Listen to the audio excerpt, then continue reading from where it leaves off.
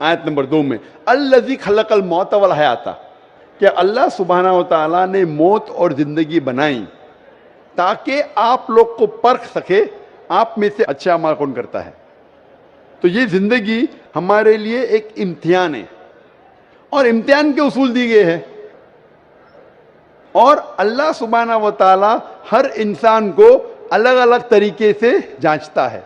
Examination paper हर साल बदलता है क्या? नहीं बदलता है ना। अगर एग्जामिनेशन पेपर कठिन है, क्वेश्चन पेपर, तो उसका जो करेक्शन है वो एग्जामिनर आसान करता है। अगर एग्जामिनेशन पेपर आसान है तो करेक्शन कठिन होता है।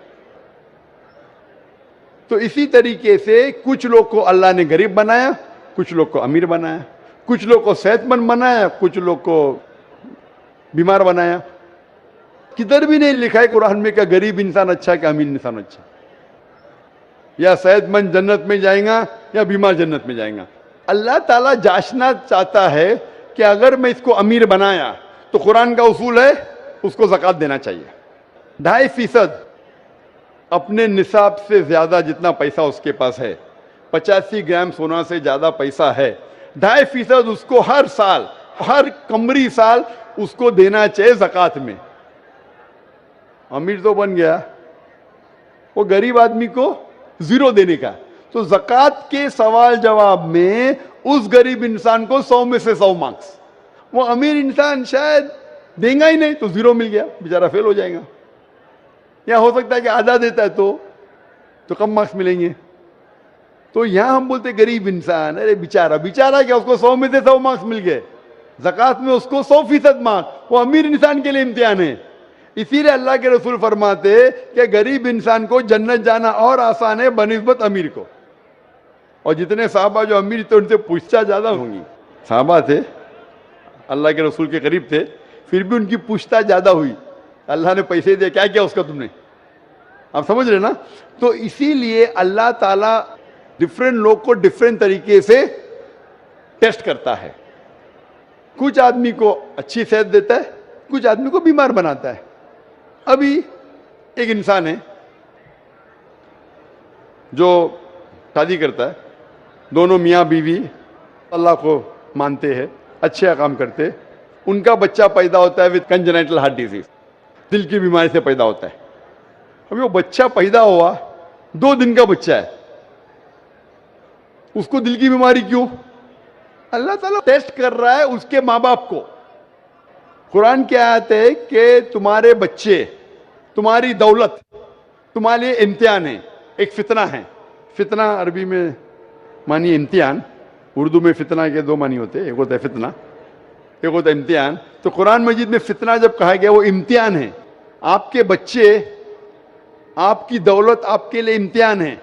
ज्यादा दौलत है तो खैरात में देना चाहिए, बच्चे हैं तो आपके लिए इम्तिहान है। तो अल्लाह ताला टेस्ट करना चाहते उन मियाँ बीवी को कि अगर मैं उनके लिए ऐसा बच्चा पैदा करूं जिसको हार्ट डिजीज है, फिर भी वो मेरे पे ईमान लाते क्या नहीं। जितनी कठिन इम्तिहान उतनी डिग्री ऊंची। आप बीए के लिए अपेयर होंगे तो आपको सिंपल ग्रेजुएशन बीए मिलता है। अगर एमबीबीएस के लिए अपेयर होते, जैसा पास होता है आपके नाम के आगे लगता है डॉक्टर। बट एमबीबीएस एग्जाम पास करना बीए से बहुत कठिन है। मैं भी एमबीबीएस पास किया, छोड़ दिया, लेकिन क्योंकि मैं डॉक्टर से और अच्छे मैदान में आ गया, दावत के मैदान में आ गया। वो जो कह रही है बहन, क्या वो 2 साल के बच्चे की क्या गलती, क्या उम्र गया? कभी भी कुछ भी परेशानी किसी इंसान को आती है तो 2 चीज हो सकती है। हो सकता है कि वो उसके लिए पनिशमेंट है, पनिशमेंट, या उसके लिए इम्तिहान है, एक टेस्ट है। अगर मुश्किलात पेश आती है, हो सकता है कि वो सजा है उसके लिए या इम्तिहान है। अगर वो इंसान सही रास्ते पे है तो उसके लिए इम्तिहान है, अगर गलत रास्ते पे तो उसके लिए सजा है। तो हर इंसान को जब भी मुश्किलात पेश आती है उसे अपने गिरबान में झांक के देखना चाहिए, मैं कुछ गलती कर रहा हूं क्या नहीं, मैं कुरान और हदीस के मुताबिक चल रहा हूं क्या नहीं। अगर चल रहा हूं तो बोलना अल्हम्दुलिल्लाह ये मेरा इम्तिहान है, अगर नहीं चल रहा हूं तो भाई चलना शुरू कर। उसी तरीके से कुछ भी अच्छी चीज जिंदगी में होती वो 2 हो सकता है, इधर ये रिवॉर्ड है, रिवॉर्ड, या आप आपके लिए टेस्ट है। हो सकता है कि आपके लिए कोई इनाम है या आपके लिए इम्तिहान है। तो ये जो टेस्ट होता है, एक इंसान कार एक्सीडेंट में मर जाता है, तो अल्लाह ताला बोलता है ये इंसान का टेस्ट है 40 साल के लिए। 40 साल जो पूरा हो जाता है उसका टेस्ट खत्म, घंटी बज जाती, वो एक्सीडेंट में मर गया।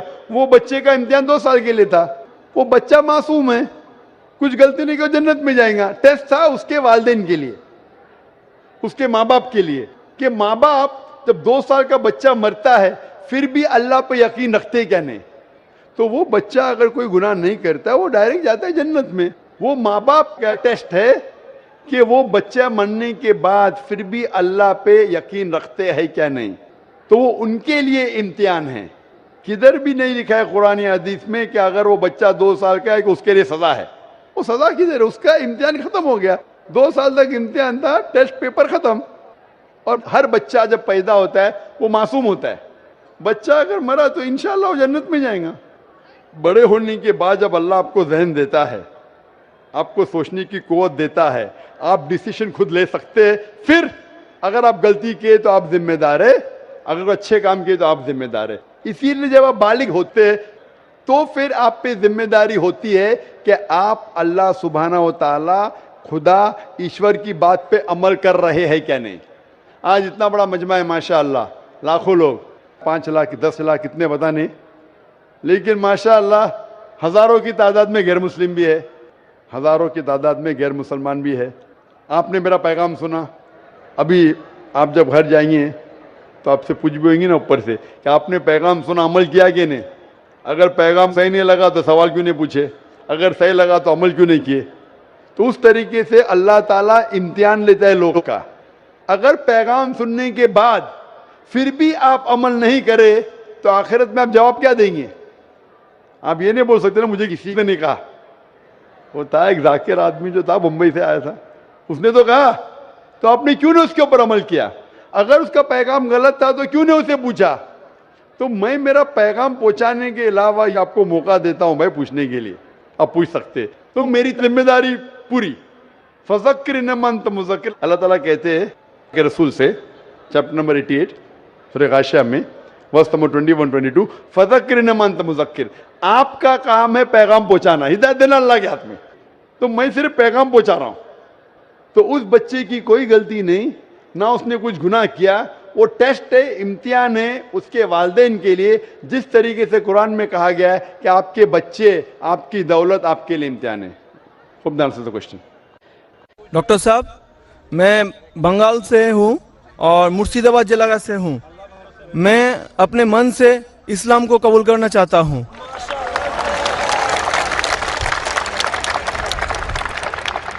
माशाअल्लाह, अल्लाह सुब्हानहू व तआला कहते हैं, इज़ा जा नस्रुल्लाहि वल फतह वरअयतन नास यदखुलूना फी दीनिल्लाहि अफ़वाजा फसब्बिह बिहम्दि रब्बिका वस्तगफिर इन्नहु कान तव्वाबा।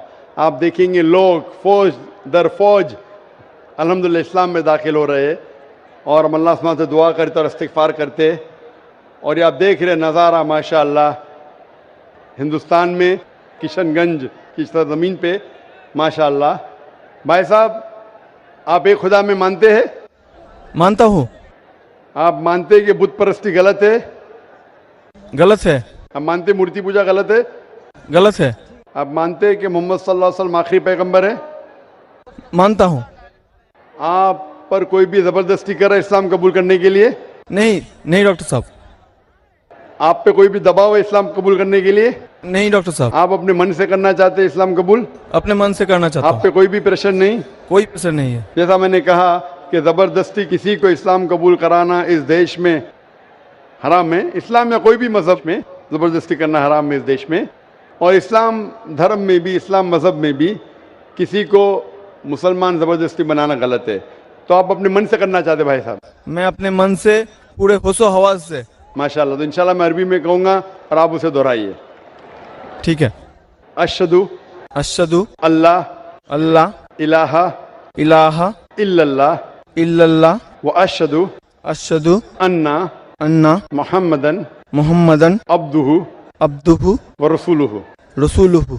मैं शहादत देता हूँ कि अल्लाह के अलावा अल्लाह के अलावा कोई माबूद नहीं कोई माबूद नहीं और मोहम्मद मोहम्मद सल्लल्लाहु अलैहि वसल्लम उसके पैगंबर और बंदे हैं। माशाल्लाह, आप मुसलमान हो चुके। और डॉक्टर साहब, जी हाँ, बोलिए मेरा भाई। एक मन की ख्वाहिश है जी हाँ, कि मैं आपके हाथ से कुरान शरीफ को पाना चाहता हूँ। इंशाल्लाह। आप कौन सी जबान में महारत रखते भाई साहब? बंगाली या हिंदी? बंगाली का, हाँ बंगाल का हूँ। बंगाल का, तो बंगाली में महारत रखते। हाँ, मैं दरखास्त करूंगा अगर कोई वॉलंटियर्स बंगाली का तर्जुमा ला सकेंगे, बंगाली और हिंदी का तर्जुमा कुछ चंद ला सकेंगे वॉलंटियर्स। भाई साहब आप आगे आ सकते, हाँ स्टेज के आ करीब। सकता हूँ, हाँ। जब तक आप आगे आएंगे इंशाल्लाह हम सवाल जवाब के सेशन को बढ़ाते रहेंगे। हाँ, ठीक और है। मैं दरखास्त करता हूँ वॉलंटियर से, अगर बंगाली और हिंदी का तर्जुमा यहाँ लाके स्टेज पे देंगे तो इंशाल्लाह मैं ये नौ मुस्लिम को पेश कर सकूंगा। सर मैं आपके पास जा रहा हूँ। जी हाँ भाई साहब। अब हम चलते हैं माइक नंबर 1 पर। वहां पर अगर कोई गैर मुस्लिम भाई है तो वो अपना सवाल कर सकते हैं। माइक नंबर 1 से। सिख धर्म में पुनर्जन्म माना जाता है, हिंदू धर्म में भी पुनर्जन्म माना जाता है, क्या इस्लाम धर्म इसको मानती है? मैं प्रितपाल सिंह सिलीगुड़ी से आया हूँ, आपसे जिज्ञासा रखता हूँ। भाई साहब ने सवाल पूछा है कि सिख धर्म पुनर्जन्म में मानता है, हिंदू धर्म मानता है, क्या इस्लाम धर्म मानता है? भाई साहब आप लेट आए जरा इधर। नहीं, आप सवाल जवाब के पहले सेशन से है क्या? आपने तकरीर में इसका जवाब दे दिया है, लेकिन फिर भी जिज्ञासा है। तो मैंने पूरा जवाब दिया। किस पॉइंट पे जिज्ञासा है आपको? क्या मैंने कहा पुनर का मतलब नेक्स्ट, जी जन्म हाँ। मतलब जी बर्थ, हाँ। Next birth. इस्लाम भी इसमें मानता है कि इस दुनिया के बाद हम नेक्स्ट दुनिया में आएंगे। ये वेद कहता है, इसमें मुझे कोई डाउट नहीं, कोई शक नहीं। लेकिन ये जो वजूद में आया संस्कारा, इसका जिक्र वेद में नहीं है। ये हिंदू पंडितों ने कहा संस्कारा के बारे में, क्योंकि वो ये नहीं समझा सकते थे कि लोग क्यों गरीब पैदा होते, क्यों लाचार पैदा होते, क्यों कंजेनिटल हार्ट से। तो ये नहीं पता होने की वजह से फिलॉसफी वजूद में आई। लेकिन वेद में सिर्फ लिखा है पुनर्जन्म, जो कुरान में लिखा है, सिख धर्म में लिखा है, कि मुझे कोई एतराज नहीं। लेकिन ये मानना कि बर्थ फिर डेथ फिर बर्थ फिर डेथ फिर बर्थ फिर डेथ, ये साइंटिफिकली मुमकिन ही नहीं है। I can give you another quotation why it's not possible. आप समझ रहे ना? तो किस लॉजिक पे आप संतुष्ट नहीं है? मैं आपसे ये जानना चाहता हूँ कि जैसे सिख धर्म में ये माना जाता है कि किसी व्यक्ति की मृत्यु हुई है, वो कहीं ना कहीं फिर जन्म लेगा, क्या इस्लाम इसको मानती है? नहीं, कहीं ना कहीं ने सिर्फ एक जगह लेंगे, आखिरी नेक्स्ट जिंदगी। और यही सही मानों में वेद में लिखा है, पुनर्जन्म नेक्स्ट जिंदगी। कहीं ना कहीं यहाँ पैदा हुआ, अमेरिका में करेंगे, बिल्कुल किधर भी वेद में नहीं लिखा है। वेद में कहीं नहीं लिखा है, ये पंडितों ने अपनी तरफ से पेश किया है। पुनर्जन्म जो कुरान में है और वेद में है, उसके मानी नेक्स्ट लाइफ, ये हम मानते हैं। लेकिन कहीं ना कहीं यहाँ लेंगे नहीं, एक ही जगह आखिरत में। और क्योंकि साइंटिफिकली ये लोग जो कहते संस्कारा, क्या आप अच्छे काम करेंगे तो आप स्वर्ग में जाएंगे, अच्छे काम करेंगे तो अगले जन्म में आप इंसान बनेंगे, बराबर कि नहीं? स्वर्ग में जाएंगे तो स्वर्ग में जाएंगे तो आने की जरूरत क्या? फिर स्वर्ग में रहना अच्छा ना, धरती पे क्यों आएंगे? फिर कुछ मतलब में स्वर्ग में जाके फिर वापस आते। अगर स्वर्ग में जाके इनाम मिल गया तो यहाँ वापस क्या आते? अगर नर्क में गए तो वापस यहाँ जिंदगी में आके फायदा क्या? अगर आपको सजा मिल गई तो यहाँ फिर आप आके क्यों कुत्ता बिल्ली बनते? अगर आप देखेंगे आज दुनिया में क्राइम बढ़ रहा है क्या घट रहा है? बढ़ रहा है। बढ़ रहा है। आप मानते ना? मैं भी मानता हूँ। ये जो फिलॉसफी संस्कारा की, अगर बुरे काम करेगा इंसान तो अगले इसमें वो बनेगा लेस, अच्छे काम करेगा तो बनेगा इंसान। क्राइम जब बढ़ रही है, इंसान की तादाद बढ़ रही है क्या घट रही है? मेरे समझ से तो घटनी चाहिए। लेकिन नहीं घट रही है, उसका मतलब लॉजिक गलत है ना आपकी? जी हाँ। बराबर। तो ये लॉजिक है ना, आप मान गए तो कबूल करो। अभी जो पुनर्जन्म है वेद में, सिखिज्म में, इस्लाम में यकसा है। क्या अगले बार जिएंगे, एक बार मरेंगे, अगली बार आपका हिसाब किताब होगा, डे ऑफ जजमेंट। और फिर आप हिसाब किताब के हिसाब से जैसे आपने अमाल किए, जैसे आपने कर्म किए इस दुनिया में, उस तरीके से आप स्वर्ग या नरक में जाएंगे। Hope the answer the question. अब हम चलते हैं माइक नंबर 3 पर। वहां पर अगर कोई गैर मुस्लिम भाई मौजूद हैं तो अपना सवाल कर सकते हैं। माइक नंबर 3 से। আমি গৌতম কুমার সিংহ বলছি, বসরা থেকে এসেছি। উত্তর দিনাজপুর জেলা করণদিঘি থানা থেকে। আমার প্রশ্ন হচ্ছে, মুসলমান হলে কি গোমাংস খেতেই হবে? মানে ব্যাপারটা হচ্ছে, এই প্রশ্নটার উত্তর আমি আগে পেয়ে গেছি। দ্বিতীয় প্রশ্ন হচ্ছে, মুসলমান হলে কি খাতনা করতেই হবে? যদি না খাতনা করি এবং গোমাংস খাই তাহলে কি মুসলমান হতে পারবো না? उनका सवाल था कि अगर कोई मुसलमान हुआ तो उसके लिए क्या गाय का गोश्त खाना ज़रूरी है, एक सवाल। और दूसरा सवाल उनका था कि मुसलमान होने के बाद क्या उसको खतना करना ज़रूरी है। ये दो सवाल। मैं बंगाली नहीं जानता हूं, लेकिन सवाल समझ गया।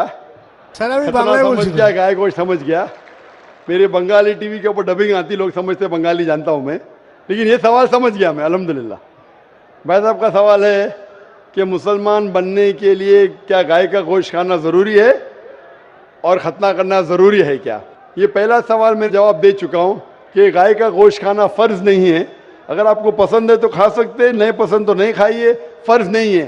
आप एक 100% अच्छे मुसलमान बन सकते शाकाहारी होने के बाद भी, फ़र्ज़ नहीं है। जहाँ तक कि दूसरा सवाल है कि खतना करना ज़रूरी है, खतना करना एक अहम सुन्नत है, सुन्नत मौक़िदा है, अच्छी बात है। लेकिन अगर कोई ये कहता है कि अगर मैं खतना नहीं करूँ तो मुसलमान बन सकता हूँ, हाँ बन सकते हैं। खतना करना अच्छी बात है, उससे कई फ़ायदे हैं। मैं मेडिकल डॉक्टर हूँ, उससे कैंसर ऑफ पीनस नहीं हो सकता है, उसमें फाइमोसिस नहीं हो सकता है, कई अच्छी चीज़ें हो सकती है, कई फ़ायदे हैं। लेकिन फिर भी अगर कोई इंसान डरता है और कहता है कि मैं खतने की वजह से अगर इस्लाम नहीं कबूल करना चाहता हूँ, क्या मैं इस्लाम कबूल कर सकता हूँ? कर सकते। आप विदाउट खतना करके भी इस्लाम कबूल कर सकते, कम अज़ कम इंशाअल्लाह शिर्क से बचेंगे। भाई साहब, क्या सर? आप क्या इस्लाम कबूल करना चाहते? सर हम सोचेंगे सर। सोचेंगे? हाँ सर। सोचिए, और जब यकीन आ जाएगा खुदा एक के, उसके अलावा कोई माबूद नहीं, और जब यकीन आ जाएगा मोहम्मद सल्लल्लाहु अलैहि वसल्लम आखिरी पैगंबर, तो इंशाअल्लाह आप उस इरादे को अमल में ला सकते हैं इंशाअल्लाह। अगला सवाल माइक नंबर 3 से। वहां पर कोई अगर गैर मुस्लिम भाई हैं तो अपना सवाल कर सकते हैं। माइक नंबर 3 से। मेरा नाम नित्यानंद यादव है। जिस बीबी को 1, 2, 3, 4 बच्चे हो और उसकी 1, 2, 3 गलती पर पति के ओर से तलाक दे दी जाए, फिर उसकी शादी ना हो और वह जिस्म बेचने वाली औरत हो जाती है, ऐसी स्थिति आ सकती है, तो मुस्लिम कमेटी में तलाक क्यों, जबकि हिंदू धर्म में तलाक का प्रथा नहीं है? मेरा गुजारिश है डॉक्टर जाकिर से कि आपके जवाब पर सवाल पैदा हो सकती है। अगर मुझे आप संतुष्ट पूर्वक जवाब दे देंगे तो मैं इसी वक्त मुस्लिम धर्म कबूल कर लूंगा, क्योंकि मैंने विभिन्न जलसों में गया और देखा कि हिंदू धर्म गलत है, मूर्ति पूजा गलत है। तो आज मुसलमान भाइयों 10,000 20,000 की कुर्बानी करते हैं, लेकिन 500 रुपया का एक बकरा, धाकड़, भैंसा खरीद कर सारे आम में नहीं छोड़ सकते हैं। और मूर्ति पूजा गलत है, मूर्ति पूजा गलत है। तो मैं आपसे गुजारिश करूंगा, इंशाअल्लाह बार बार दरखास्त करूंगा इंशाअल्लाह कि मैं आप आपके मुझे सवाल संतुष्ट कर दीजिए, मैं इसी वक्त इंशाअल्लाह धर्म कबूल करूंगा। मैं जवाब देने की कोशिश करूंगा, हिदायत देना अल्लाह के हाथ में, मैं आपको जवाब दूंगा इंशाअल्लाह। भाई साहब का सवाल है कि इस्लाम मज़हब में अगर कोई औरत गलती करती है, 1, 2, 3, 4 बच्चे हैं, 1, 2, 3 गलती करती है, मुसलमान उसे तलाक दे देता है, फिर वो औरत जाके बाजारी औरत बन जाती है, हिंदू धर्म में तलाक है ही नहीं, तो इस्लाम धर्म में तलाक क्यों है? बेसिक आपका सवाल है कि इस्लाम मज़हब में तलाक क्यों है, बराबर, हिंदू मज़हब में नहीं, ये आपका बेसिक सवाल, बराबर भाई साहब? क्या इस्लाम मज़हब में तलाक क्यों है, बराबर भाई साहब? जी। क्यों तलाक है? आपके हिसाब से तलाक नहीं होना चाहिए। अक्सर मज़ाहिब में तलाक नहीं है, डिवोर्स नहीं है। क्रिश्चियनिटी में भी आप पढ़ेंगे, क्रिश्चियनिटी में gospel of Matthew chapter number 5 उसमें पढ़ेंगे वर्स नंबर 31 और 32, it has been told of the old time that thou shall not give a bill of divorce, but I say unto you, पहले कहा गया था कि डिवोर्स देना गलत है, लेकिन मैं कहता हूं अनलेस आपकी बीवी किसी और के साथ गलत काम करती है फिर ही आप डिवोर्स दे सकते। तो ये बाइबल में डिवोर्स की एक शर्त है, उसके अलावा डिवोर्स नहीं दे सकते। और हिंदू मजहब में बिल्कुल सही फरमाते, हिंदू मजहब में डिवोर्स ही नहीं है। ये इंडिया में जो हो रहा है वो इंडियन पेनल कोड है। मैं बिल्कुल आपकी बात से सहमत हूं। इस्लाम मजहब में डिवोर्स क्यों है? इस्लाम मजहब में डिवोर्स है, लेकिन ये आखिरी मरहले पे आप इसको इस्तेमाल करना चाहिए, क्योंकि निकाह एक मिसाक है जो कुरान मजीद में लिखा है। निकाह इज अ मिसाक, कॉन्ट्रैक्ट बिटवीन मियाँ बीवी, औरत और मर्द जब शादी करते हैं। निकाह एक मिसाक है, सेक्रेट कॉवेनेंट, एक कॉन्ट्रैक्ट है, हम मियाँ बीवी होंगे। अभी कितनी बार आप जब बिजनेस करते हैं पार्टनर के साथ, अक्सर बिजनेस अच्छा चल जाता है, कई बार पार्टनर आपको पसंद नहीं आता, होता है कि नहीं? तो आप क्या करते? प्यार से उसके साथ पार्ट हो जाते। इसीलिए जब ये कॉन्ट्रैक्ट आप मियाँ बीवी का करते हैं, कॉन्ट्रैक्ट करते टाइप आप कॉन्ट्रैक्ट रहते, इंशाअल्लाह हम जिंदगी भर तक एक दूसरे के साथ अच्छा रहेंगे। लेकिन जब शादी होने के बाद चंद साल बाद, हो सकता है 2 साल बाद, 4 साल बाद, हो सकता है 10 साल बाद, आपको पता लगता है कि हम लोग एक दूसरे के कंपैटिबल नहीं है। जरूरी नहीं है कि बीवी गलत होना चाहिए या शोहर गलत होना चाहिए। बहुत से बार दोनों अच्छे बट कंपैटिबल नहीं है, हो सकता है ना? तो अगर मियाँ बीवी कंपैटिबल नहीं है, हो सकता है दोनों अच्छे हैं लेकिन कंपैटिबल नहीं। कंपैटिबल नहीं मतलब इन लोग में बराबर जचता नहीं है। आप आएंगे मगरबी मुल्क के जो कस्टम्स है, रीति रिवाज अलग है, हिंदुस्तान के अलग है। बहुत से बार साथ में करेंगे तो नहीं मिलेगा ना। ईस्टर्न कल्चर अलग है, हम सभ्यता में मानते हैं, हम मॉडेस्ट है। वो वेस्टर्न कंट्री में बिकनी में घूमते, आपकी बीवी बिकनी में घूमेंगी तो आप तो लात मारेंगे उसको ना। वेस्टर्न कंट्री में चलता है, आप समझे क्या? नहीं भाई साहब, भाई साहब जी समझते हैं, लेकिन ऐसी नहीं, परसेंट तो बहुत मेरा कम जवाब है। पूरा मेरा जवाब पूरा नहीं हुआ, मेरा जवाब पूरा नहीं हुआ। तो अगर आपकी बीवी बिकनी में घूमेंगी तो आप तो बोलेंगे भाई जाओ अपने घर पे जाओ। वेस्टर्न कंट्री में चलता है, उनकी बीवी बिकनी में घूमती, उनको कोई फर्क नहीं। और हो सकता है कि दोनों में से एक अच्छा नहीं है, हो सकता है दोनों अच्छे नहीं। 3 चीज हो सकती है, दोनों अच्छे लेकिन कंपैटिबल नहीं है, या दोनों में से शोहर अच्छा नहीं या बीवी अच्छी नहीं, या हो सकता है कि दोनों अच्छे नहीं। तो ऐसे मौके पे कुरान मजीद में अल्लाह सुब्हानहू तआला ने तरीके दिखाए किस तरीके से तलाक होना चाहिए। जब तलाक होता है तो तलाक के कुछ शराइत है कि पहले आपस में बीवी और शोहर बात करे। भाई क्या प्रॉब्लम है? ऐसा नहीं कि बीवी नमक ज्यादा डाली खाने में, आपने बोला तलाक तलाक तलाक। अब नमक नहीं ज्यादा पसंद तो बोलो बीवी को भाई नमक कम डालो, बैठ के बात तो करो। तो कुरान मजीद में लिखा है पहले आपस में बात होना चाहिए। आपस में बात करके अगर प्रॉब्लम सॉल्व नहीं होता है तो आर्बिट्रर लेके आओ, बीवी के घर के तरफ से, बीबी के तरफ से एक आर्बिट्रर लेके आओ समझौता के लिए, शोहर के तरफ से एक कोई बड़े को लेके आओ समझौता के लिए। एक मीटिंग करो, प्रॉब्लम सॉल्व करो, समझौता हो जाता है। फिर भी नहीं प्रॉब्लम सॉल्व होता है तो फिर आप तलाक दे सकते हो। तलाक देने का तरीका है, तलाक नहीं, तलाक दो, फिर 3 महीने रुको, कोई ट्रायल पीरियड है, इद्दत का मौका। इस दरमियान 3 महीने में आपने तो बड़े जोर से बोले मैं बीवी के बिना रह सकता हूं, 2 हफ्ते में आपको डाला टेका भाव मालूम पड़ता है। आप बोले अरे भाई मुझे बीवी को ऑफिस लेके आ जाओ, अब रुजू करो, कोई प्रॉब्लम नहीं। तो ये ट्रायल पीरियड भी अल्लाह ताला ने दिखाया है। अभी मैं आपसे सवाल पूछना चाहता हूं भाई साहब, अगर आपकी एक बहन है, आप अपनी बहन के लिए एक अच्छा शोहर तलाश करते, भाई साहब आप सुन रहे मुझे ना? जी सर। भाई साहब आप सुन रहे क्या ना मुझे? हाँ सुन रहे हैं। हाँ, आप अपनी बहन के लिए अच्छा शोहर तलाश करते, एकदम तहकीक करने के बाद, तहकीक के बाद आपको पता लगता है कि 1 साल बाद आपकी बहन आपके पास आती है, भाई साहब वो शोहर जो आपने मेरे लिए तलाश किया बिल्कुल गलत आदमी, क्या हो गया? वो रोज मुझे मारता है। क्या बात है? वो शराब पी के रोज मुझे मारता है, रोज मुझ पे जुल्म करता है, हर रोज बिना वजह मुझे मारता है। मैं उसकी खिदमत करती हूँ, मैं उससे प्यार करती हूँ, फिर भी ये रोज मुझे आके शराब पी के मारता है। आप जाके उससे बात करेंगे भाई क्यों शराब पीता है, भाई क्यों मारता है? नहीं मुझे मजा आता है। आपके समझाने के बाद फिर भी नहीं मानता है, हर रोज मारता है। आप अपनी बहन को पसंद करेंगे कि उसके साथ ही जिए, या पसंद करेंगे वो तलाक लेके दूसरे के साथ शादी करे? मैं आपसे पूछना चाहता हूं भाई साहब। हिंदुओं में देखा हिंदू गया की बात नहीं करता हूं, मैं आपकी बात कर रहा हूं भाई साहब। हिंदू मुस्लिम को छोड़ो, जी, मैं मेरा ही आपसे- बात कर रहा हूं। भाई साहब मैं आपसे पूछना चाहता हूं, अगर आपकी बहन के लिए आपने अच्छा शोहर तलाश किया, 1 साल बाद पता चलता है कि वो आदमी अच्छा नहीं है, शराबी है, जुआरी है, रोज आपकी बहन को मारता है, उसके साथ गलत हरकत करता है, अपने दोस्तों को लाता है आपकी बहन के साथ सोने के लिए, तो आपको पता चलेगा तो क्या करेंगे आप पसंद करेंगे आपकी बहन इसको झेलते रहे, या पसंद करेंगे भाई उसको छोड़ दो, दूसरे से शादी करो? आप क्या पसंद करेंगे? हिंदू को छोड़ो, मुस्लिम को छोड़ो, आप क्या पसंद करेंगे? मैं अगर इस तरह का मेरा बहन हरकत करेगी, बहन हरकत ने, आपका बहनों भी हरकत कर रहा है। बहन तो बहुत अच्छी है आपकी, बहन तो बेचारी देवी जैसी है। मैं उनको सबक सिखाता हूँ कि देखो बहन, तुमको जो पति मिल रहा है तुम उसी का सेवा करो।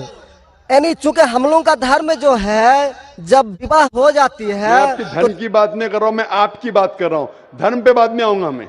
हाँ, मैं आपसे तो पूछ मैं रहा हूँ, तलाक आपके धर्म से नहीं पूछ रहा हूँ, मैं आपसे पूछ रहा हूँ कि आपने अपनी बहन से कहा कि भाई अपने शौहर की आप खिदमत करो, खिदमत करने के बाद भी रोज मारता है, उसकी क्या गलती बेचारे आपकी बहन की? आप बोलेंगे बर्दाश्त करो, आपको कल कोई मानने लगेगा, रोज आप पे जुल्म करने लगेंगे, क्या बर्दाश्त करेंगे? आपकी नहीं। बीवी आपको रोज मारेंगी, आके बेलन से रोज मारेंगी।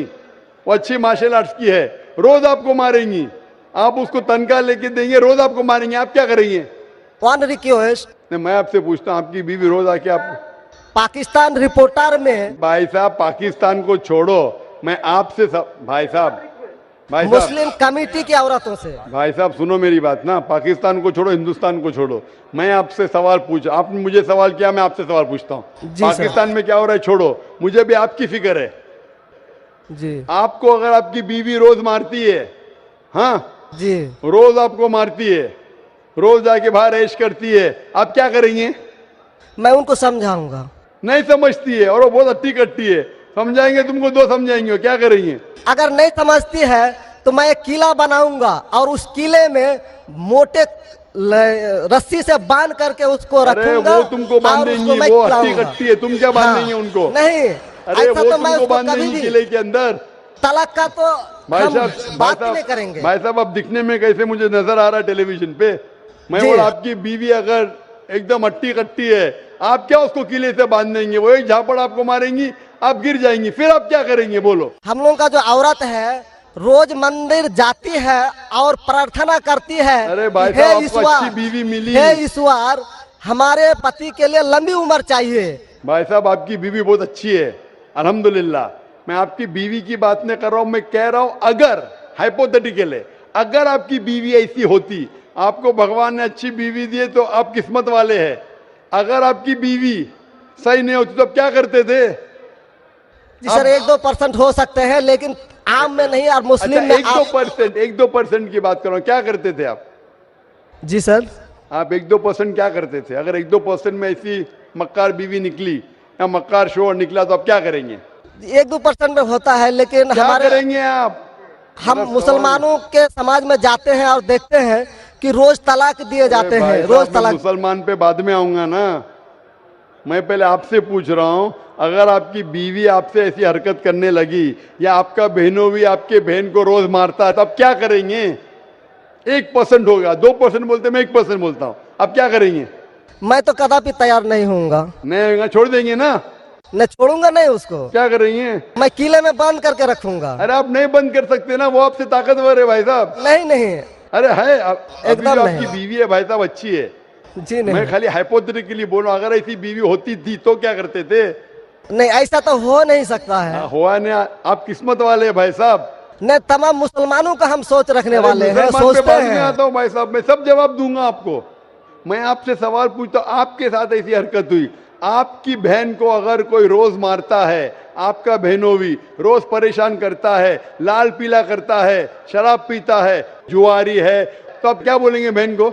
मैं तो कदापि तैयार नहीं होगा, ये बात मैं नहीं, क्या बोलेंगे आप अपने बहन को? बहन को बोलेंगे कि नहीं छोड़ दो?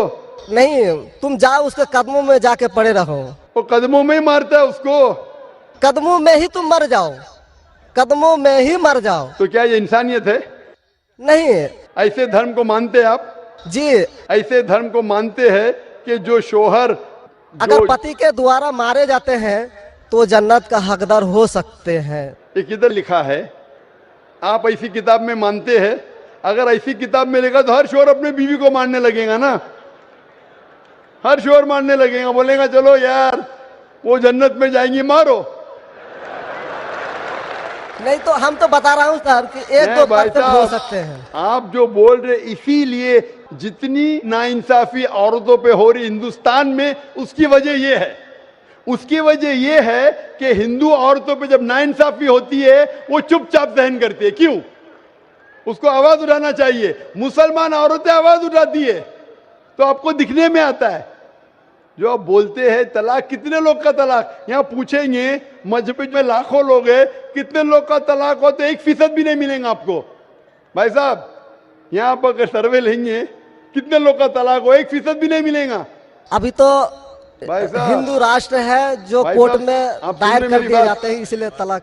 अगर तलाक की फीसद देखी जाएंगी तो मैक्सिमम 2 या 3% होगा, लेकिन ये 2 या 3% पे जो जुल्म होता है, हो सकता है 5% पे जुल्म हो रहा है, 3% औरत आवाज उठा रही है। हिंदू के अंदर कितना जुल्म हो रहा है वो सहन कर रही है, क्योंकि लोग बोलते हैं क्या वो जाएंगी जन्नत में। क्या सही है ये? ऐसा धर्म हो सकता है कि जुल्म करे? अने तुम्हारा शोहर तुम्हारा ईश्वर, वो शराबी भी है, जुआरी भी है, तुमको मारता भी है, तुम्हारे साथ दोस्तों से बलात्कार कराता है, फिर भी ईश्वर। कैसा ईश्वर? ईश्वर एक है, तुम्हारा शोहर नहीं। शोहर ईश्वर नहीं है भाई साहब, ईश्वर एक है, ऊपर वाला ईश्वर है। शोहर कभी ईश्वर होता नहीं। हाँ, शोहर की इज्जत करना चाहिए, लेकिन इज्जत करने की हद होती है। अगर हद से बाहर हो जाता है तो इस्लाम में इजाजत है कि वो अलग हो सकते हैं। शोहर भी अलग हो सकता है, औरत भी अलग हो सकते हैं, तरीके है, तलाक है, खुला है, निकाह फस्क है। तो इसके अंदर इस्लाम में कहा गया है कि शोहर की इज्जत करो। ये भी कहा गया है शोहर को कि बीवियों से अच्छा बर्ताव करो। अल्लाह के रसूल फरमाते हैं कि सबसे अच्छे मुस्लिम वो जो अपने खानदान के लोगों से अच्छे हैं, खुसूसन अपनी बीवियों के साथ। तो कुरान में लिखा है और हदीस में भी लिखा है कि आप अपनी बीवियों की देखभाल करना चाहिए, और बीवियों से कहा गया कि आप अपने शोहर की देखभाल करना चाहिए। कुरान में लिखा है सूरह बकरा में सूरह नंबर 2 आयत नंबर 187 में, हुन्ना लिबासुल लकुम व अंतुम लिबासुल लहुन्ना, कि आपकी बीवियां शोहर का लिबास है और शोहर बीवियों के लिबास है। लिबास मतलब एक दूसरे को अपने सहारा देते, एक दूसरे को प्रोटेक्ट करते, एक दूसरे को ब्यूटिफाई करते हैं। ये इस्लाम है। It's a contract. उसका मतलब नहीं कि आपने शादी कर दी तो जुल्म भी करो। इसीलिए सबसे ज्यादा अगर औरतों पे जुल्म हो रहा है वो हिंदुस्तान में हो रहा है। गांव-गांव में जुल्म हो रहा है, लेकिन आवाज नहीं उठ, क्योंकि आप जैसे भाई अगर होंगे औरत के पास तो औरत कैसे नजात पाएंगी? आप जैसे भाई ये जो बोलेंगे कि कदम में पड़ो मर जाओ जन्नत में जाएंगे, तो कौन बहन दुआ करेंगी कि ऐसा भाई उसके पास हो? कौन बहन दुआ करेंगी? बोलेंगे मेरे पे जुल्म हो रहा है, मेरी जहन्नम बन रही है, और मेरा भाई बोलता है जन्नत जाएंगे। कैसा ये, कैसा इंसाफ है? इसलिए लोग दुआ करेंगे ऐसे भाई से मुझे निजात दो, ये भाई से छुटकारा दो। और इस्लाम में जुल्म करना हराम है, जुल्म बर्दाश्त करना हराम है। आप अगर जालिम का साथ देंगे तो आप भी दोषी है। वो जन्नत में तो जाएंगी, तुम जाएंगे नर्क में। समझे भाई साहब? भाई साहब, इस्लाम में भाई का धर्म है कि अपनी बहन की रक्षा करे। अगर बहन पे जुल्म हो रहा, भाई बोलेगा जाओ जाओ, तो बहन तो हो सकता है स्वर्ग में जाए, बेचारी बर्दाश्त करिए। तुम नर्क में जाएंगे, तुमको कौन बचाएगा? क्या भाई साहब, आप नर्क में जाना चाहते हैं स्वर्ग में? भाई साहब, सर मानता हूँ आपका बात। आप स्वर्ग में जाना चाहते हैं नर्क में? स्वर्ग में ही तो जाना चाहेंगे। तो आप अपने बहन को नर्क बना रहे जिंदगी को, और आप जाना चाहते हैं स्वर्ग में? हाँ, आप अगर औरत होती थी तो, अगर खुदा आपको औरत बनाता था और आप पे जुल्म होता था, आप क्या करते थे? हाँ, वो धर्म होना चाहिए जो सारे इंसान को यकसा मानता है। कुरान शरीफ में लिखा गया है सूरह हुजुरात में सूरह नंबर 49 आयत नंबर 13 में, या अय्युहन्नासु इन्ना खलकनाकुम मिन ज़करिन व उन्सा व जअलनाकुम शुऊबन व क़बाइला लिताअरफू इन्न अक्रमकुम इंदल्लाहि अत्क़ाकुम इन्नल्लाह अलीमुन खबीर। ए इंसानों, हमने तुम्हें एक जोड़े से बनाया, मर्द और औरत के, और आपको तकसीम किया है कबाइल में, ताकि आप एक दूसरे को पहचान सको, ना कि आप एक दूसरे से नफरत करो। और सबसे बेहतरीन इंसान वो जो तकवा रखता है, जो अल्लाह सुब्हानहू व तआला के कहने पे अमल करता है, इसे कहते हैं तकवा। कुरान में एक इंसान दूसरे इंसान से ऊंचा कैसे हो सकता है? ना जिन्स के बुनियाद पे, ना पैसे के बुनियाद पे, ना रंग के बुनियाद पे, ना देश के बुनियाद पे, लेकिन तकवे के बुनियाद पे। तकवा मतलब गॉड कॉन्शियसनेस, राइचियसनेस, पार्टी।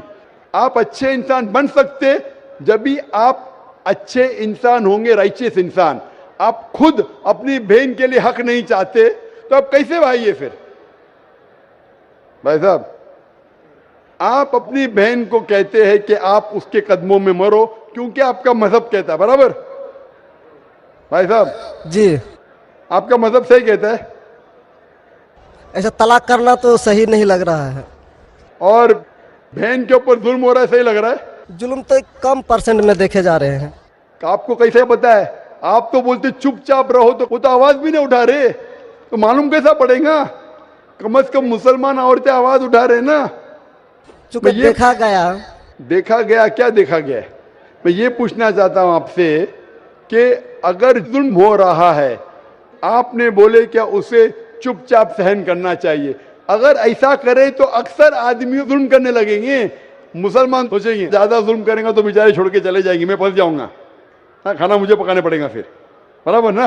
वो छोड़ के भाग जाएंगी। तो वो हिंदू तो अच्छा है, मारो भी, कुछ भी करो, ऐश करो, रोज मारो तो भी मेरे साथ रहेंगी। कैसा ये मजहब है? हिंदुस्तान में भी गलत है। शोहर बीवी को थोड़ी मार सकता है। रोज शराब पी के, जुआ खेल के मारेगा तो पुलिस को पता चलेंगे, पुलिस भी अंदर कर लेगा आपके बहनों ही को। आप समझ रहे भाई साहब?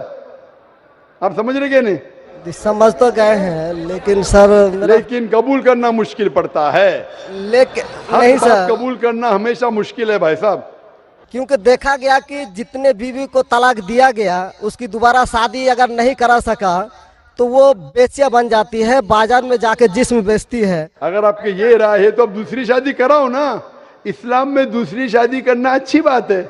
हमारे रसूल मोहम्मद सल्लल्लाहु अलैहि वसल्लम ने पहली बीवी जब की, शी वॉज विडोड, उनके शोहर मर चुके थे, आप समझे ना? और जितनी भी बीवियां जो मोहम्मद सल्लल्लाहु अलैहि वसल्लम की, एक को छोड़ के अक्सर इधर विडोड थे या डिवोर्सी थे, आप समझ रहे ना?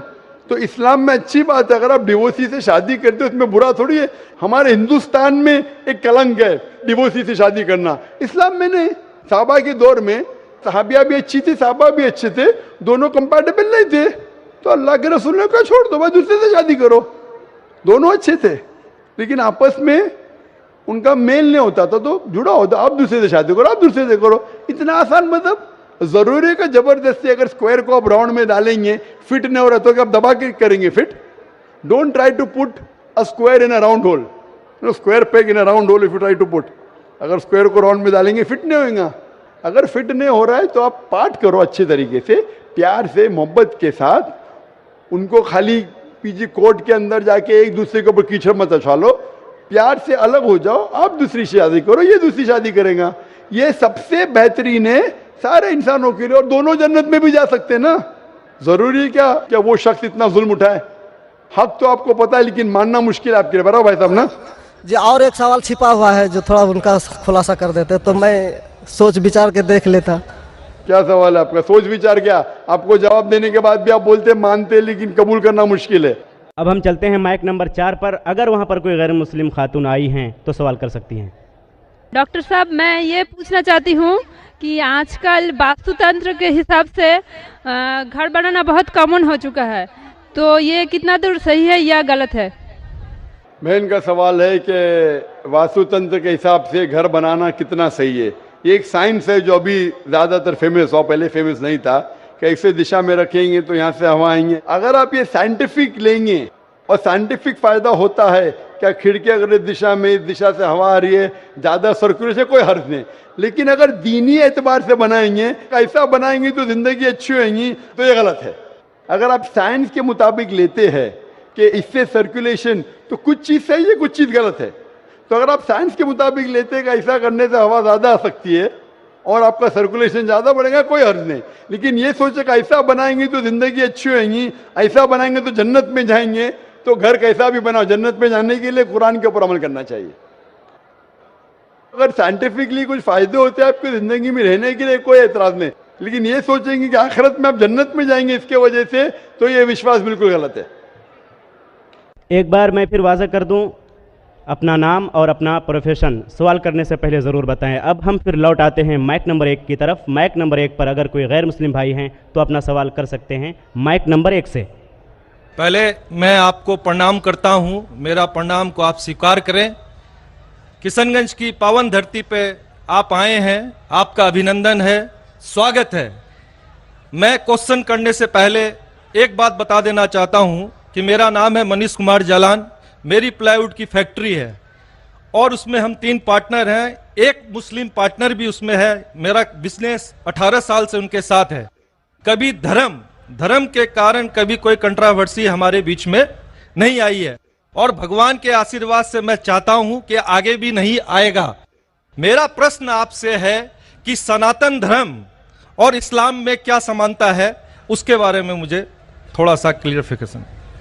भाई साहब का सवाल है कि उसकी प्लाईवुड की फैक्ट्री है, 3 पार्टनर, एक पार्टनर मुसलमान है, कभी भी कंट्रोवर्सी नहीं है और इंशाल्लाह नहीं आएंगी। उनका सवाल है कि सनातन धर्म और इस्लाम में क्या यकसानियत है, वो जानना चाहते हैं। हिंदू मजहब की सबसे अहम किताब है वेदा। दयानंद सरस्वती ने सनातन धर्म को और आम किया। वो सही कहते हैं कि हमें मानना चाहिए वेद। वेद सबसे ऊंची किताब है। स्मृति और श्रुति, श्रुति मतलब जो भगवान की तरफ से, स्मृति मतलब जो इंसानों ने लिखी है। श्रुति में आता है वेद और उपनिषद। तो सनातन धर्म के मुताबिक और इस्लाम के मुताबिक भी आप देखेंगे दोनों में खुदा के बारे में, ईश्वर के बारे में, अल्लाह के बारे में जो लिखा है वो यकसा है। आप जब पढ़ेंगे छंदोग्य उपनिषद चैप्टर नंबर 6 सेक्शन नंबर 2 श्लोक नंबर 1 में लिखा हुआ है संस्कृत में, एकम एविदित्यम, खुदा एक है, भगवान एक है, दूसरा नहीं है। लिखा है स्वतः उपनिषद में चैप्टर नंबर 6 श्लोक नंबर 9 में, नाचस्य कसिज जनिता न चदीपा, कि उस ईश्वर का कोई रब नहीं, उस ईश्वर के कोई वालिदैन नहीं, उससे ऊंचा कोई नहीं, उसका कोई वालिदैन है, कोई वालदा है। लिखा है स्वतः उपनिषद में चैप्टर नंबर 4 वर्स नंबर 19 में, न तस्य प्रतिमा अस्ति, उस ईश्वर की कोई प्रतिमा नहीं। प्रतिमा संस्कृत लफ्ज है जिसके मानी अक्स, picture, painting, photograph, idol, statue, sculpture. तो लिखा है उस ईश्वर, उस भगवान की कोई प्रतिमा नहीं, कोई अक्स नहीं, कोई पिक्चर नहीं, कोई पेंटिंग नहीं, कोई पोर्ट्रेट नहीं, कोई आइडल नहीं, कोई स्कल्पचर नहीं, कोई स्टैच्यू नहीं। आगे जब आप पढ़ते हैं ये सारी चीजें कुरान में भी लिखी, मैं उसके ऊपर आऊंगा। ये है ईश्वर के बारे में जो लिखा गया है। उसी तरीके से अब आगे जब पढ़ेंगे यजुर्वेद चैप्टर नंबर 40 वर्ष नंबर 8 और 9 में, उसमें लिखा है अंधात्म प्रविशंति या असंबुद्धि उपास्ते। अंधात्म मीन्स अंधकार, प्रविशंति मतलब दाखिल होना, अंधात्म प्रविशंति या असंबुद्धि उपास्ते, वो अंधकार में दाखिल हो रहे हैं जो लोग असंबुद्धि की पूजा करते। असंबुद्धि मतलब नेचुरल थिंग्स लाइक हवा, पानी, आग, जो नेचुरल थिंग की पूजा करते हैं जैसे हवा, पानी, आग, वो अंधकार में दाखिल हो रहे।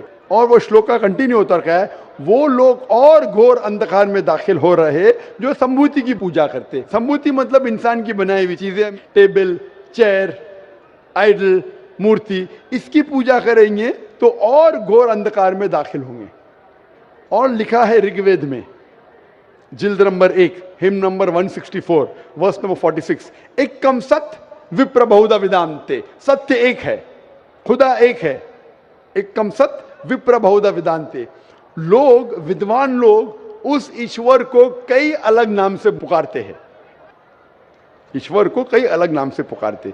यही चीज लिखा है कुरान में जो मैंने जिक्र किया हूं, सूरह इसरा में सूरह नंबर 17 आयत नंबर 110, कुलिदुल्लाह विदुर्रहमान अयमतदु फलाल उस्मान हुस्ना, चाहे कहो अल्लाह या रहमान, उसे अच्छे नाम से पुकारो क्योंकि अल्लाह के सारे अच्छे नाम हैं। लेकिन ऐसी कई मिसाल दी गई। ऋग्वेद आप पढ़ेंगे, ऋग्वेद जिल्द नंबर 2 चैप्टर नंबर 1 श्लोक नंबर 3 में पढ़ेंगे, उसमें एक एट्रीब्यूट दिया गया है ब्रह्मा। ब्रह्मा कहते हैं बनाने वाले खुदा को, ब्रह्मा कहते हैं बनाने वाले खुदा को। हमें कोई एतराज़ नहीं अगर कोई कहता है कि ईश्वर बनाने वाला है, उसका तर्जुमा करते अरबी में हो जाता है खालिक, हमें कोई एतराज़ नहीं। लेकिन अगर कोई कहता है कि ईश्वर वो ब्रह्मा है जिसके 4 सिर है, हर सिर पे मुकुट है, तो हम मुसलमान उस पर एतराज़ करते हैं, क्योंकि आप भगवान को अक्स दे रहे और आप Yajurveda chapter number 32 shloka number 3 के खिलाफ जा रहे। ना तस्य प्रतिमास्ति, उस ईश्वर की कोई प्रतिमा नहीं, आपने प्रतिमा दिया तो गलत किया। इसी तरीके से आगे आप पढ़ेंगे, लिखा हुआ है ऋग्वेद में किताब नंबर 6 हिम नंबर 46 श्लोक नंबर 16 में, या एक मुश्ती ही, भगवान एक ही है, सिर्फ उसकी तारीफ करो। और ब्रह्म सूत्र हिंदुइज्म का है, एक कम ब्राह्म द्योत्या नास्ते नैना नास्ति किंचन, भगवान एक ही है, दूसरा नहीं है, नहीं है, नहीं है, जरा भी नहीं है, सिर्फ एक खुदा है, उसके अलावा कोई नहीं है। अगर कोई मुसलमान से पूछेंगे कि सबसे बेहतरीन क्या डेफिनेशन है खुदा की, अल्लाह की, वो जवाब आपको देगा सूरह इखलास सूरा नंबर 112 आयत नंबर 1 से 4, जिसमें लिखा है कुल हुवल्लाहु अहद, कहो कि अल्लाह एक है, अल्लाह समद, अल्लाह जो बेनियाज है, लम यलिद वलम यूलद, ना वो किसी को जना है ना किसी से जना है, वलम यकुल लहू कुफुवन अहद, उसके जैसा कोई नहीं है। ये 4 लाइन का डेफिनेशन है कुरान मजीद में सूरह इखलास सूरा नंबर 112, जिसमें अल्लाह ताला फरमाते कुल हुवल्लाहु अहद, कहो कि अल्लाह एक है, अल्लाह समद, अल्लाह जो बेनियाज है, लम यलिद वलम यूलद, ना वो किसी को जनता है ना किसी से जना है, वलम यकुल लहू कुफुवन अहद, उसके जैसा कोई नहीं। अगर कोई भी चीज को आप कहते हैं खुदा है, भगवान है, ईश्वर है, अगर ये 4 लाइन के डेफिनेशन में उतरता है, हम मुसलमान को कोई एतराज नहीं मानने के लिए कि वो ईश्वर है, कि वो खुदा है। तो ये सनातन धर्म के खुदा एक है, उसका कोई अक्स नहीं, हूबहू मिलता है कुरान मजीद से। लेकिन मैं एक स्टेप आगे जाता हूं, यहां तक के तो सही है, दयानंद सरस्वती ने कहा ईश्वर के बारे में, मैंने मान लिया, मैंने थोड़ी और रिसर्च किया। मैंने कहता हूं मैं दयानंद सरस्वती और विद्वान हूं, और रिसर्च किया। रिसर्च में लिखा है वेद में, पुराना में, कि एक आखिरी अवतार आने वाले हैं। इसका जिक्र दयानंद सरस्वती ने नहीं किया, क्यों नहीं किया मैं जानता नहीं, लेकिन लिखा है भविष्य पुराना, मतलब जो भविष्य के बारे में आपको कह रही है। अगर आप पढ़ेंगे वेद और भविष्य पुराना और बाकी पुराना, कई जगह आखिरी पैगंबर मोहम्मद सल्लल्लाहु अलैहि वसल्लम का जिक्र है। मैं पूरा तफसीर से हवाले दूंगा तो आसान होगा। आप पढ़ेंगे भविष्य पुराना पर्व 3 खंड 3 अध्याय 3 श्लोका 5 से 8 तक, इसमें मोहम्मद सल्लल्लाहु अलैहि वसल्लम का जिक्र है। आगे पढ़ेंगे भविष्य पुराना पर्व 3 खंड 3 अध्याय 3 श्लोका 10 से 27 में मोहम्मद सल्लल्लाहु अलैहि वसल्लम का जिक्र है। अगर आप पढ़ेंगे अथर्ववेद किताब नंबर 20 खंड नंबर 127 श्लोका नंबर 1 से 14 में मोहम्मद सल्लल्लाहु अलैहि वसल्लम का जिक्र है, इसे कहते कुंटब सुक्तास। अगर आप पढ़ेंगे ऋग्वेद किताब number 1 chapter number 53 shloka number 9 में मोहम्मद सल्लल्लाहु अलैहि वसल्लम का जिक्र है। कई जगह पे उनका नाम से जिक्र है और बड़ी तफसील से जिक्र है कल की पुराना में। कल की पुराना चैप्टर नंबर 5, 7, 9, 15 यहां पढ़ेंगे। इसमें लिखा है कि कल युग में, कल युग मतलब आखिरी युग में आएंगे आखिरी अवतार। अवतार जैसा मैंने कहा का मतलब नहीं कि भगवान नीचे आना। अवतार एक संस्कृत वर्ड है जिसका मानी अवत्र, अवत्र मतलब खुदा ने भेजा, खुद खुदा नहीं आ रहा है, it belongs to God, not God himself. इसीलिए इसका कॉन्सेप्ट है मैसेंजर, पैगंबर। तो कल युग में कल की अवतार आएगा, उसके बाप का नाम है विष्णु यास। विष्णु मतलब ईश्वर खुदा, यास मतलब खुदा का बंदा। अरबी में कहीं हो जाता अब्दुल्ला जो मोहम्मद सल्लल्लाहु अलैहि वसल्लम के वालिद का नाम था। उसकी माँ का नाम होगा सुमति, सुमति मतलब अमन शांति। अरबी में कहेंगे आमिना जो नाम था मोहम्मद सल्लल्लाहु अलैहि वसल्लम के वालिदा का नाम। वो पैदा होंगे एक अमन के शहर में जो था मक्का। वो पैदा होंगे ऐसे खानदान में जो उस शहर का रखवाला था और मोहम्मद सल्लल्लाहु अलैहि वसल्लम कुरैश खानदान में पैदा हुए। पहली वही उन्हें आएंगे एक गार में, एक केव के अंदर। मोहम्मद सल्लल्लाहु अलैहि वसल्लम को सबसे पहली वही आए गार हिरा में रात के वक्त, हम जानते हैं। फिर वो माइग्रेट करेंगे नॉर्थवर्ड और वापस आएंगे। मोहम्मद सल्लल्लाहु अलैहि वसल्लम ने हिजरत की, मदीना फिर वापस आया। उनके 4 करीब दोस्त होंगे, सबसे पहले 4 खुलफा राशिदीन। ऐसे कई तफसील है। तो खुदा के जिक्र के बाद जो वेद में यकसानियत है जो कुरान से मिलती है वो है मोहम्मद सल्लल्लाहु अलैहि वसल्लम का जिक्र। और भी यकसानियत है, ये तो सिर्फ खुदा के बारे में और मोहम्मद सल्लल्लाहु अलैहि वसल्लम के बारे में। और यकसानियत शराब मत पियो, जैसा मैंने कहा कुरान में लिखे सूरह माइदा सूरह 5 आयत नंबर 90 शराब मत पियो। मनुस्मृति चैप्टर नंबर 9 श्लोक नंबर 225 में लिखा है, कुरान में लिखा है जुआ मत खेलो, सूरह माइदा सूरह 5 आयत नंबर 90। मनुस्मृति चैप्टर नंबर 9 श्लोक नंबर 225 में जुआ मत खेलो। हिजाब पहनना चाहिए, कुरान में लिखा है सूरह नूर सूरह नंबर 24 आयत नंबर 30 और 31। ऋग्वेद में लिखा है जिल्द नंबर 8 में। इस तरीके से कई यकसान है। सबसे अहम 2 यकसानियत है पुनर्जन्म, वेद में कुरान में। सबसे अहम यकसानियत खुदा है कि उसका अक्स नहीं है और मोहम्मद सल्लल्लाहु अलैहि वसल्लम आखिरी पैगंबर है। आप मानते हैं भाई साहब के खुदा एक है? मुझे जानकारी नहीं है। आप मानते खुदा एक है कि नहीं मानते? मुझे जानकारी नहीं है, और अपने धर्म को जो जानता हूं उस हिसाब से हम तो सभी देवी देवताओं को मानते हैं और हमें मानना भी चाहिए, ये हम जानते हैं। आपके धर्म में सबसे ऊंची किताब कौन सी है? हम तो गीता को मानते हैं। गीता क्या है? वेद का निचोड़ है। सबसे ऊंची किताब हिंदू धर्म में है वेद। वेद जो है श्रुति, वेद, उपनिषद। फिर आएंगे आपके महाभारत। भगवत गीता 18 चैप्टर है महाभारत के, 18 चैप्टर। महाभारत का एक हिस्सा है। श्री कृष्ण अर्जुन को सलाह देते हैं क्या करना चाहिए, वो उसे कहते हैं भगवत गीता। आप समझे ना? कहते हैं ये निचोड़ है वेद का, लेकिन वेद तो पहले समझो आप, बराबर ना? तो वेद में जब लिखा है इतना खास तौर के भगवान एक है, तो आप क्यों इतने देवी देवता में मानते नहीं? ये तो आपको तहकीक करना पड़ेगा ना।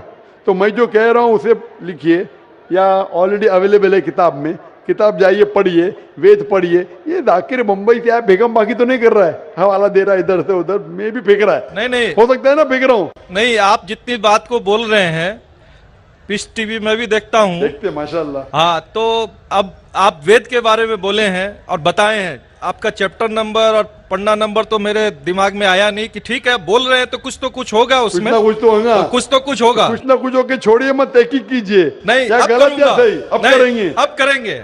कितने दिन में कंप्लीट करेंगे? एक हफ्ते में कर लूंगा, कोई बड़ी बात थोड़ी। एक हफ्ते में मैं आपके पार्टनर से पूछूंगा। आपने बोला अब तक कंट्रोवर्सी नहीं हुई। मेरा कंट्रोवर्सी होना जरूरी नहीं है, आप उसको अच्छाई की तरफ लेके आओ, वो आपको अच्छाई की तरफ लेके आएगा। कंट्रोवर्सी नहीं करना। अगर आदमी बोला 2 जमा 2 5, अरे जान दे यार, मेरा पार्टनर मुझे ज्यादा पैसा दे रहा है, 5 रुपया दे रहा है, 2 जमा 2 5, गलत है ये। गलत है तो बोलना चाहिए। कंट्रोवर्सी नहीं होना अच्छी बात नहीं, कंट्रोवर्सी होके सच्ची राह पे लेके आना अच्छी बात है। आप समझ रहे हैं? नहीं आपके पार्टनर से कहो, इतने 18 साल से आपके पार्टनरशिप किए, अभी आप एक हफ्ते में तहकीक करेंगे जाकिर क्या बोलता है, और पार्टनर से डिस्कस करो, बराबर ना? आप ठीक बोल रहे हैं। मेरे पार्टनर का नाम भी मैं बताना चाहूंगा। सैयद मजरुल हसन साहब नाम है उनका। सैयद मजरुल हसन साहब तो लाखों लोग सुन लिए ना। हाँ, तो सैयद मजरुल हसन साहब को और हमारे से 15 साल बड़े भी हैं, मेरे से 15 साल बड़े भी हैं। हाँ। हमारी डिस्कस होती है, सब चैप्टर पर डिस्कस होती है, परंतु मैंने क्या कहा कि हमारे बीच में किसी तरह का कोई भी कंट्रोवर्सी नहीं होता है। और आपने वेद के बारे में बताया, जरूर मैं वेद को भी पढ़ूंगा। कंट्रोवर्सी नहीं है, कंट्रोवर्सी नहीं, यकसानियत है। आज कुछ आपसे लेके जा रहा हूं, मैं देखे नहीं जा रहा हूं, मैं आपसे लेके जा रहा हूं। मेरे मन में जिज्ञासा थी, मैं आपसे क्वेश्चन किया, आपने मेरे क्वेश्चन का जवाब दिया, इसके लिए मैं धन्य हूं। और मैं अपने जो आप वेद के बारे में बोले, मैं जरूर उसको पढ़ूंगा और 7 दिन में ही पढ़ूंगा इंशाअल्लाह। आप पढ़िए, तहकीक कीजिए, लेके जा रहे। अगर आप कबूल करेंगे तो मुझे देके भी जाएंगे सवाब इंशाअल्लाह। मेरा प्रणाम को फिर स्वीकार करें आप। इसी के साथ मैं अपने शब्दों को विराम देता हूं। माइक नंबर 3 पर अगर कोई गैर मुस्लिम भाई हैं तो अपना सवाल कर सकते हैं। आदाब डॉक्टर जाकिर साहब, मैं पिंटू, मेरा प्रोफेशनल स्टूडेंट हूं। मैं बंगाल इस्लामपुर से बिलोंग करता हूं। तो मेरा सवाल आपसे ये है सर कि जो लोग अल्लाह के राह में शहीद हो गए वो जिंदा हैं या के मुर्दा? और सर एक बात, इस सवाल में अगर छोटी सी और भी बीच में कोई सवाल पैदा हो तो आप बुरा नहीं मानिएगा। क्या उठने वाला है वो भी मैं जानता हूँ, क्या उठने वाला है वो भी जानता हूँ मैं, क्योंकि मेरा फन है ये सवाल जवाब, मेरा फन है। मैं आपको पहली बार सुन रहा हूँ। क्या उठने वाला है वो भी जानता हूँ, इसीलिए मैं जवाब दूंगा और आपको जवाब भी मिल जाएगा उसके अंदर इंशाअल्लाह। भाई साहब का सवाल है कि जो शहीद होते हैं वो जिंदा होते हैं या मुर्दे होते हैं? ये कुरान मजीद की आयत है, सूरह बकरा की सूरह नंबर 2 आयत नंबर 154। इसमें लिखा है कि जो लोग शहीद हुए वो जिंदा है। इसके पस मंजर ये है कि जंग के मैदान में जब जंग होती है मुसलमान और दुश्मनों के साथ, तो जब दुश्मनों कुछ मुसलमान का कत्ल करते, मुसलमान कुछ उनका कत्ल करते, उस वक्त कहा जाता है कि आपके जो लोग मरे वो तो गए, हमारे लोग अब तक जिंदा है। मतलब नॉट फिजिकली, फिजिकली तो लोग मर गए, मर गए मतलब फिजिकली मर गए, डॉक्टर कोई बोलेगा मर गए, तो फिजिकली मर गए। जिंदा मतलब आखिरत में इंशाअल्लाह इन लोग जन्नत में जाएंगे। उसका मतलब ये नहीं कि फिजिकली अलाइव उनको दफनाया गया। जिंदा इंसान को दफनाना हराम है। अगर वो फिजिकली जिंदा है तो दफना थोड़ी सकते आप उनको, दफना नहीं सकते। तो ये कुरान की आयत है, पस मंजर में पता चलता है जिंदा है मतलब आखिरत में उनको इनाम मिल गया, इन लोग जन्नत में जाएंगे, आप लोग दोज़ख में जाएंगे, उसका ये मानिए। अभी सवाल का जवाब पूछ सकते हैं आप। कौन सा सवाल पूछने का? सर सवाल का जवाब मेरा ये नहीं था जो आप दे रहे हैं सर। नहीं, आपका दूसरा सवाल क्या है? सर सवाल का जवाब मेरा अभी अधूरा लगा, आप बुरा न माने, आप इसका पूरा जवाब दें सर। मैंने जवाब दे दिया ना, क्या मानिए बोल दिया ना। फिजिकली सवाल- मर गए। सर एक मिनट सर, आपका सवाल था जो लोग शहीद हुए जिंदा है क्या मर गए? फिजिकली भाई साहब सुन रहे क्या नहीं आप बोलते उर्दू जानते, आपको जवाब ऐसा मिला कि दूसरा सवाल निकल रहा नहीं बाहर। मैं जानता हूं क्या सवाल था आपका, ये मेरा फन है। आपका सवाल था कि शहीद लोग जिंदा है क्या मर गए? कुरान की आयतें जिंदा है, फिजिकली इन लोग डेड है। शहीद मतलब शहादत देते मर जाना, तो फिजिकली डेड है लेकिन आखिरत में इंशाअल्लाह जन्नत में जाएंगे, आखिरत में जिंदा रहेंगे, ये जवाब है। तो जिंदा रहेंगे सर आखिरत में, इस दुनिया में नहीं, इस दुनिया में मर गए, तो सर आखिरत में आपका- जन्नत में जाएंगे। आखिरत में तुम भी जिंदा रहेंगे, मैं भी जिंदा रहूंगा। यहाँ जिंदगी मतलब इन लोग जन्नत में जाएंगे इंशाअल्लाह। क्वेश्चन करें सर? क्वेश्चन करो सर आप कह रहे हैं जिंदा रहेंगे तो क्या? आखिरत में, इस दुनिया में नहीं। रिपीट करो मेरा जवाब। सर आखिरत के बारे में हम नहीं बोले, हम इस दुनिया के बारे में इस बोल रहे दुनिया हैं में मर गए इन लोग, जो शहीद है वो मर गया। आगे बोलो। तक़ूलू लिमन युक़्तलू फी सबीलिल्लाहि अमवात वल अहयाउ वलाकिन ला तशऊरून, इसका तफसीर बताइए सर हमें। अरे वही तो मैंने बोला, मैं जानता हूं आप गैर मुस्लिम हैं। सर गैर मुस्लिम हूँ सर, लेकिन मैं आप गैर मुस्लिम है कि मुसलमान गैर मुस्लिम का नाम लेके सवाल पूछ रहे? सर मेरा नाम पिंटू दास है, बोल दिया हूँ पहले सर। बराबर, आप जो कह रहे हैं मैंने वही आयत की तशरीह दी, हवाला देखिए। आप नहीं समझे तो मैं क्या करूं? नहीं सर दीदा कॉलेज प्लांटेड क्वेश्चन, आपने सवाल पूछे, मैंने जवाब दिया कि इस दुनिया में वो लोग मर चुके हैं, जिंदा मतलब आखिरत में इन लोग जन्नत में जाएंगे। जवाब साफ है, लेकिन जो चाहते थे आपको वो आपको जवाब नहीं मिला, इसलिए आप फंस गए। अब हम चलते हैं माइक नंबर 2 पर। वहाँ पर अगर कोई गैर मुस्लिम भाई हैं तो अपना सवाल कर सकते हैं माइक नंबर 2 से। मैं श्यामा मंडल प्राइमरी स्कूल का टीचर हूँ। मैं मालदा डिस्ट्रिक्ट से आया हूँ। मेरा मन में बहुत दिन से कुछ सवाल है मेरा धर्म के प्रति, और जो स्वर्ग और नर्क के बारे में बार बार बोला जाता है, ये सचमुच क्या स्वर्ग और नर्क कहीं पर है? ये मैं जानना चाहता हूँ, या ये डर है जो इंसान को गलत काम करने से रोकता है? इसके बाद मूर्ति पूजा के कारण रामदेव बाबा जी बोलते हैं, श्री श्री रविशंकर भी बोलते हैं कि मूर्ति पूजा, जैसे कि जो मूर्ति है जो अपना कर्म किया है, पहले धर लीजिए कि हम लोग कृष्ण को मानते हैं, तो कृष्ण ने जितना कर्म किया है, अगर हम मूर्ति को देखते हैं तो उसको गुण जो है वो हमें याद आने लगता है। तो ये पॉजिटिव बोलते हैं कि मूर्ति को देखने से उसके अंदर में जो अच्छाई गुण था वो हम में जाग जाता है और हम वैसा ही बनना चाहते हैं, अच्छा बनना चाहते हैं। भाई साहब ने 2 सवाल पूछा है। पहले सवाल ये है कि क्या स्वर्ग और नरक असली में है, क्या सिर्फ डर पैदा करने के लिए इंसानों के लिए है? स्वर्ग और नरक असली है, जन्नत और जहन्नम असली है, और असली चीज भी डर पैदा करती है। जरूरी नहीं कि वो बनावटी होना चाहिए, असली है। और इसमें जो लोग गलत करेंगे वो नरक में जाएंगे, जो अच्छा काम करेंगे स्वर्ग में जाएंगे। जहां तक कि दूसरा सवाल है कि रामदेव बाबा और श्री श्री रविशंकर कहते हैं कि श्री कृष्ण को जब उसकी तस्वीर को देखते हैं, मूर्ति को देखते हैं, जो अच्छे काम किए वो याद आते हैं और आप उनके जैसा बन जाते हैं। ये कह रहे श्री श्री रविशंकर और रामदेव बाबा। आप श्री श्री रविशंकर में मानेंगे या वेद में मानेंगे? वेद कहती है, यजुर्वेद चैप्टर नंबर 32 वर्ष नंबर 3, न तस्त्र प्रतिमा अस्ति, उस ईश्वर की प्रतिमा नहीं। लिखा है शतशतर उपनिषद में चैप्टर नंबर 4 श्लोक नंबर 19, न तस्य प्रतिमा अस्ति, उस ईश्वर की कोई प्रतिमा नहीं, कोई अक्ष नहीं, कोई फोटोग्राफ नहीं, कोई पेंटिंग नहीं, कोई पिक्चर नहीं, कोई आइडल नहीं, कोई स्टैच्यू नहीं। तो आप श्री श्री रविशंकर की बात मानेंगे या वेद की बात मानेंगे? अगर आप श्री श्री रविशंकर की बात मानते हैं और वेद की बात को छोड़ देते हैं तो आप श्री रविशंकर के चेले बनते हैं, लेकिन वेद के नहीं। मैं भी अगर कुछ कुरान के खिलाफ बात करूं तो मुझे छोड़ दीजिए। मैं हमेशा कुरान का हवाला देता हूं। कुरान अल्लाह की किताब है, तो कुरान का हवाला दे के कुरान की बात करता हूं तो मानो। अगर कुरान को मैं छोड़ दूंगा तो मेरी बात भी मत मानो। जो कुरान और सही हदीस के खिलाफ बात करता है, कितना भी बड़ा आलिम हो, उसकी बात मत मानो। उसी तरीके से मैं जो बात कर रहा हूं वेद की बात कर रहा हूं। तो अगर वेद की बात टकराती है श्री श्री रविशंकर से, रामदेव बाबा से, और मेरा डिबेट हो चुका है श्री श्री रविशंकर के साथ, मेरा डिबेट श्री श्री रविशंकर के साथ हो चुका है बेंगलोर के अंदर। और वो डिबेट देखिए आप, वो डिबेट का मौजू था concept of God in Hinduism and Islam in the light of the scriptures. Means धर्म की जितनी किताबें हैं उनकी रोशनी में खुदा का क्या तस्वुर है इस्लाम और हिंदुइज्म में। और मैंने इतने हवाले दिया वेद के, हिंदू धर्म क्या कहता है। आप वो डिबेट देखिए और आप ही फैसला कीजिए कौन हक के ऊपर है। अगला सवाल माइक नंबर 1 से, अगर वहां पर कोई गैर मुस्लिम भाई हैं। Good evening, sir. My name is Pintu Devnath and I am from Malda, West Bengal. Sir, I am on a BA honors. So I have some question about kafir. Sir, some Muslim men are said, non-Muslim men that they are kafirs.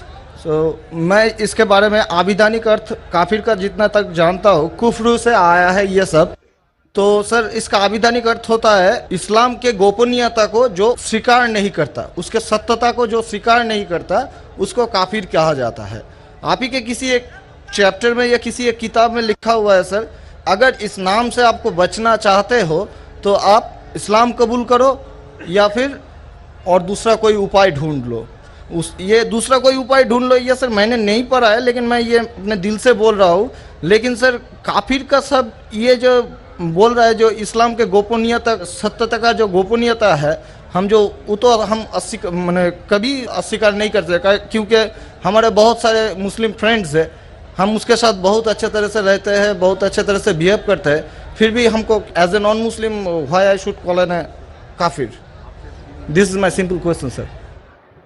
भाई साहब का सवाल है कि काफिर किसे कहते हैं। खुद ही काफिर का उसने मानी भी दिया, क्योंकि उनने मेरी कसट सुन चुकी है और मेरी किताब भी पढ़ चुकी है शायद।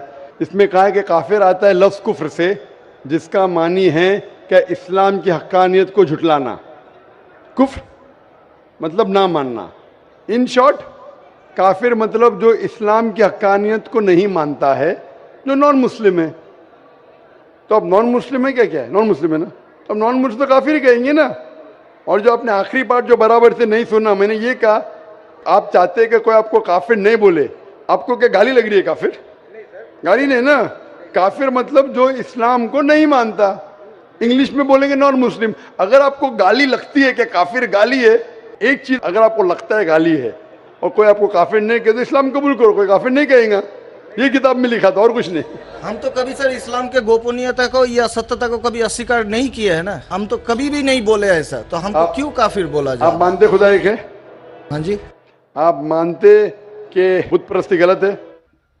सर बुत परस्ती मतलब ये समझ नहीं है। मूर्ति पूजा गलत है क्या सही है? मूर्ति पूजा सर हम हिंदू है, अब माँ दुर्गा का जब पूजा होता है, माँ शेरावाली का जब तो पूजा वो तो आपको लगता है कि आप स्वीकार कर रहे हैं, लेकिन स्वीकार नहीं कर रहे, क्योंकि वेद में भी लिखा है कि खुदा का कोई अक्स नहीं है।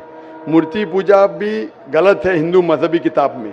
तो आप अगर मूर्ति पूजा करते हैं तो इस्लाम की हकीकत को झुठला रहे। आपको लग रहा है कि मैं इस्लाम के खिलाफ नहीं हूँ, लेकिन अगर आप मूर्ति पूजा कर रहे, कुरान में लिखा है मूर्ति पूजा गलत, वेद में लिखा है गलत, तो आप अगर करते हैं तो जो भी आपको काफिर बोलता है सही बोल रहा है, मतलब आप गैर मुस्लिम है। उसमें बुरा लगने की बात क्या है? आप समझ रहे ना? नहीं सर, आप बोल रहे कि मैं इस्लाम की हक़ानियत को नहीं झुटला रहा हूँ। झुटला रहे तो है, आपने बोले मूर्ति पूजा करते मतलब झुटला दिए। अगर सर मैं इस जगह में कहता हूँ कि मैं मूर्ति पूजा को नहीं मानता, तब मैं काफिर नहीं हूँ। अगर आप बोलेंगे मैं एक खुदा में मानता हूँ, नहीं सर, मूर्ति पूजा में नहीं मानता हूँ। एकेश्वर बात में हम मानते हैं एकेश्वर बात को, लेकिन सर मूर्ति पूजा का जो बात है, अब शेरावाली की पूजा हो रही है, माता दुर्गा की पूजा हो रही है, वो तो सर झुटला नहीं सकते ना। हाँ, तो ये झुटलाएंगे तो ही आप वेद के करीब जाएंगे, फिर ही आप कुरान के करीब आएंगे। अगर नहीं झुटलाएंगे मतलब आप करीब नहीं है। उसका मतलब अरबी में कहेंगे काफिर, इंग्लिश में कहेंगे नॉन मुस्लिम, हिंदी में कहेंगे गैर मुस्लिम। अरबी, हिंदी, इंग्लिश में नॉन मुस्लिम। अच्छा sir, one more question for me sir, मैं एक नॉन मुस्लिम होकर क्या सर मक्का हज करने जा सकता हूँ? भाई साहब का सवाल है कि वो नॉन मुस्लिम होके मक्का हज करने जा सकते। मेरा पहला क्वेश्चन, आप क्यों हज करना चाहते जब मानते ही नहीं मूर्ति पूजा गलत है? अभी सर मान लिए आपके पास, आप जब बोल रहे हैं तो सही होगा, मान लिए हम। मान लिया, अच्छा तो मैं पहला जवाब देता हूँ फिर आपके पास आता हूँ। मान लिए तो अच्छी बात है। क्यों गैर मुसलमानों को मक्का मदीना जाने की इजाजत नहीं है? क्योंकि हर शहर के कुछ शराइत होते हैं। जैसा कल मैंने कहा था, हिंदुस्तान में कुछ एरिया है जिसे कहते हैं कैंटोनमेंट एरिया। कैंटोनमेंट एरिया मतलब सिर्फ मिलिट्री के लोग जा सकते हैं, civilians not allowed. Civilian not allowed. आप सुन चुके मेरा जवाब, सिविलियन नॉट अलाउड। मैं कहूँगा मैं हिंदुस्तानी नागरिक हूँ, हिंदुस्तानी नागरिक है ये, कैंटोनमेंट एरिया में अलाउड नहीं है। वो लोग जो अपनी जिंदगी देश को बचाने के लिए लगाए हैं उनको अलाउड है। उसी तरीके से मक्का मदीना हमारा इस्लाम का कैंटोनमेंट एरिया है। वो लोग जो अपनी जिंदगी देने को तैयार है इस्लाम के लिए, वो लोग का अलाउड है, बाकी लोग का अलाउड नहीं है। पहला जवाब। दूसरा जवाब, हर मुल्क में जाने के लिए वीजा की जरूरत है। वीजा मिसाल सिंगापुर में गया था पहली बार 1986 में, इमिग्रेशन फॉर्म में लिखा था डेथ टू ड्रग ट्रैफिकर। अगर ड्रग आपके पास मिला, कत्ल। मैं नहीं बोल सकता अरे डेथ पेनल्टी खराब है, सिंगापुर में आने का है, रूल को फॉलो करो, वरना सिंगापुर में मत आओ। आप समझे ना? इसी तरीके से हर कंट्री में जाने के शराइत है। अमेरिका जाने के लिए सबसे ज्यादा शराइत है। तुम ये करते, are you a terrorist? Sir जहाँ पर आपको भी रोका, are you a terrorist question है। किसने हाँ लिखा मैं अभी तक जानता नहीं हूँ। किसने हाँ लिखा अभी तक मैं जानता नहीं हूँ। Do you belong to terrorist organisation? अभी तक के मैं नहीं जानता हूँ किसने हाँ लिखा। ये क्यों लिखते पता नहीं मुझे। इसी तरीके से मक्का मदीना जाने के लिए एक अहम शर्त है, सबसे अहम शर्त जो जरूरी है वो ये है कि वो शख्स जो मक्का या मदीना जाना चाहता है वो अपने जबान से कहे ला इलाहा इल्लल्लाह मोहम्मद रसूलुल्लाह, ना कोई माबूद है सिर्फ अल्लाह के और मोहम्मद सल्लल्लाहु अलैहि वसल्लम उनके पैगंबर है। इसमें अगर आपको यकीन है तो आप जा सकते हैं। नहीं सर, इसमें बहुत एकदम यकीन है, क्योंकि हम जब 4 साल पहले ट्रेनिंग में थे तब हमारा एक दोस्त का दादा हुआ करता था, बड़े भैया से, उसने हमको सिखाया कभी किसी मस्जिद के सामने से जाओ, अगर तुमको कुछ ना आए सिर्फ यही बात बोलो ला इलाहा इल्लल्लाह मोहम्मद रसूलुल्लाह। ये बोलने के अलावा यकीन करते हैं खुदा के? हाँ जी। अब आपको यकीन है कि बुत परस्ती गलत है? आज से तो यकीन हो गया, ठीक है? अब आज से यकीन हो गया, कल क्या किया वो माफ हो जाता है। आप मुसलमान बन के कल क्या किया माफ हो जाता है। तीसरी चीज, क्या आप मानते मोहम्मद सल्लल्लाहु अलैहि वसल्लम आखिरी पैगंबर है? हाँ जी। तो आप मुस्लिम बनना चाहते हैं? अभी ये तो पिताजी और माताजी के ऊपर डिपेंड करेगा। आप बनना चाहते, पिताजी माताजी ने, आप बनना चाहते? हम अकेले बन के सर, वो लोग भी तो हमारे इंशाल्लाह आएंगे। वो आएंगे क्या नहीं अल्लाह ताला उनको पूछेगा। पहले आप कबूल करेंगे फिर उनको लेके आएंगे ना। हम तो तहे दिल से आपका बोल रहे हैं कि हम कबूल करना चाहते हैं। मानते खुदाई के? हाँ मानते बुत परस्ती गलत है? गलत है। आप मानते मोहम्मद सल्लल्लाहु अलैहि वसल्लम पैगंबर है? आपको कोई भी जबरदस्ती कर रहा है ये कहने के लिए? नहीं। कोई दबाव नहीं? कोई भी आपको रिश्वत दे रहा है? नहीं। आप अपने दिल से करना चाहते हैं? हाँ, तहे दिल से। उसके बाद जिसको भी आप कहने के आप कह सकते हैं। तो मैं अरबी में कहूँगा, हम दोहराएंगे? Why not? अशहदु अल्लाह इलाहा इल्लल्लाह व अशहदु अन्ना मुहम्मदन अब्दुहु व रसूलुहु। मैं शहादत देता हूँ कि अल्लाह के अलावा कोई माबूद नहीं और मोहम्मद सल्लल्लाहु अलैहि वसल्लम उसके पैगंबर और बंदे हैं। माशाल्लाह मुसलमान हो चुके। अभी मैं दुआ किया इंशाल्लाह अल्लाह ताला को और हिदायत दे, आपको सबसे बेहतरीन जिंदगी दे इस दुनिया में और आखिरत में भी। और मेरी आपसे इल्तिजा है कि ये पैगाम आप अपने वालिदैन के पास भी लेके जाइए, क्योंकि आपका फर्ज है कि आप उनको हक्कानियत बताएं। सर और इंशाल्लाह आपको अगर जाने का है मक्का, अभी आपको पासपोर्ट में चेंज करने पड़ेगा और इंशाल्लाह मक्का आप जा सकते हैं। इंशाल्लाह आपको मुश्किल है तो मुझे कहिए, मैं इंशाल्लाह आपको मक्का लेके जाऊंगा इंशाल्लाह। Sir one more question sir, please sir. Sir मैं सर एक मेरा सर लाइफ अचीवमेंट चाहिए सर, प्लीज सर एक ऑटोग्राफ देंगे आप? इंशाल्लाह अगर कोई पेपर आपके पास है पहने तो इंशाल्लाह मैं आपको दे देता हूँ इंशाल्लाह।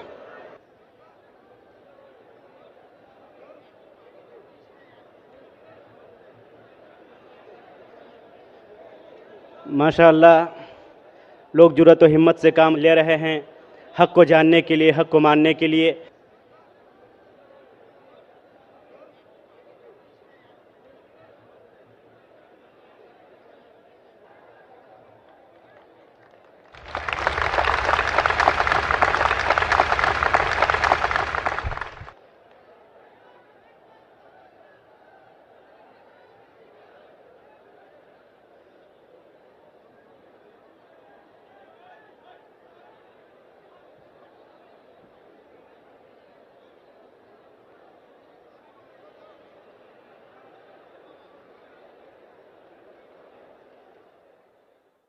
अगला सवाल माइक नंबर 3 से, अगर कोई गैर मुस्लिम भाई वहाँ पर मौजूद हैं।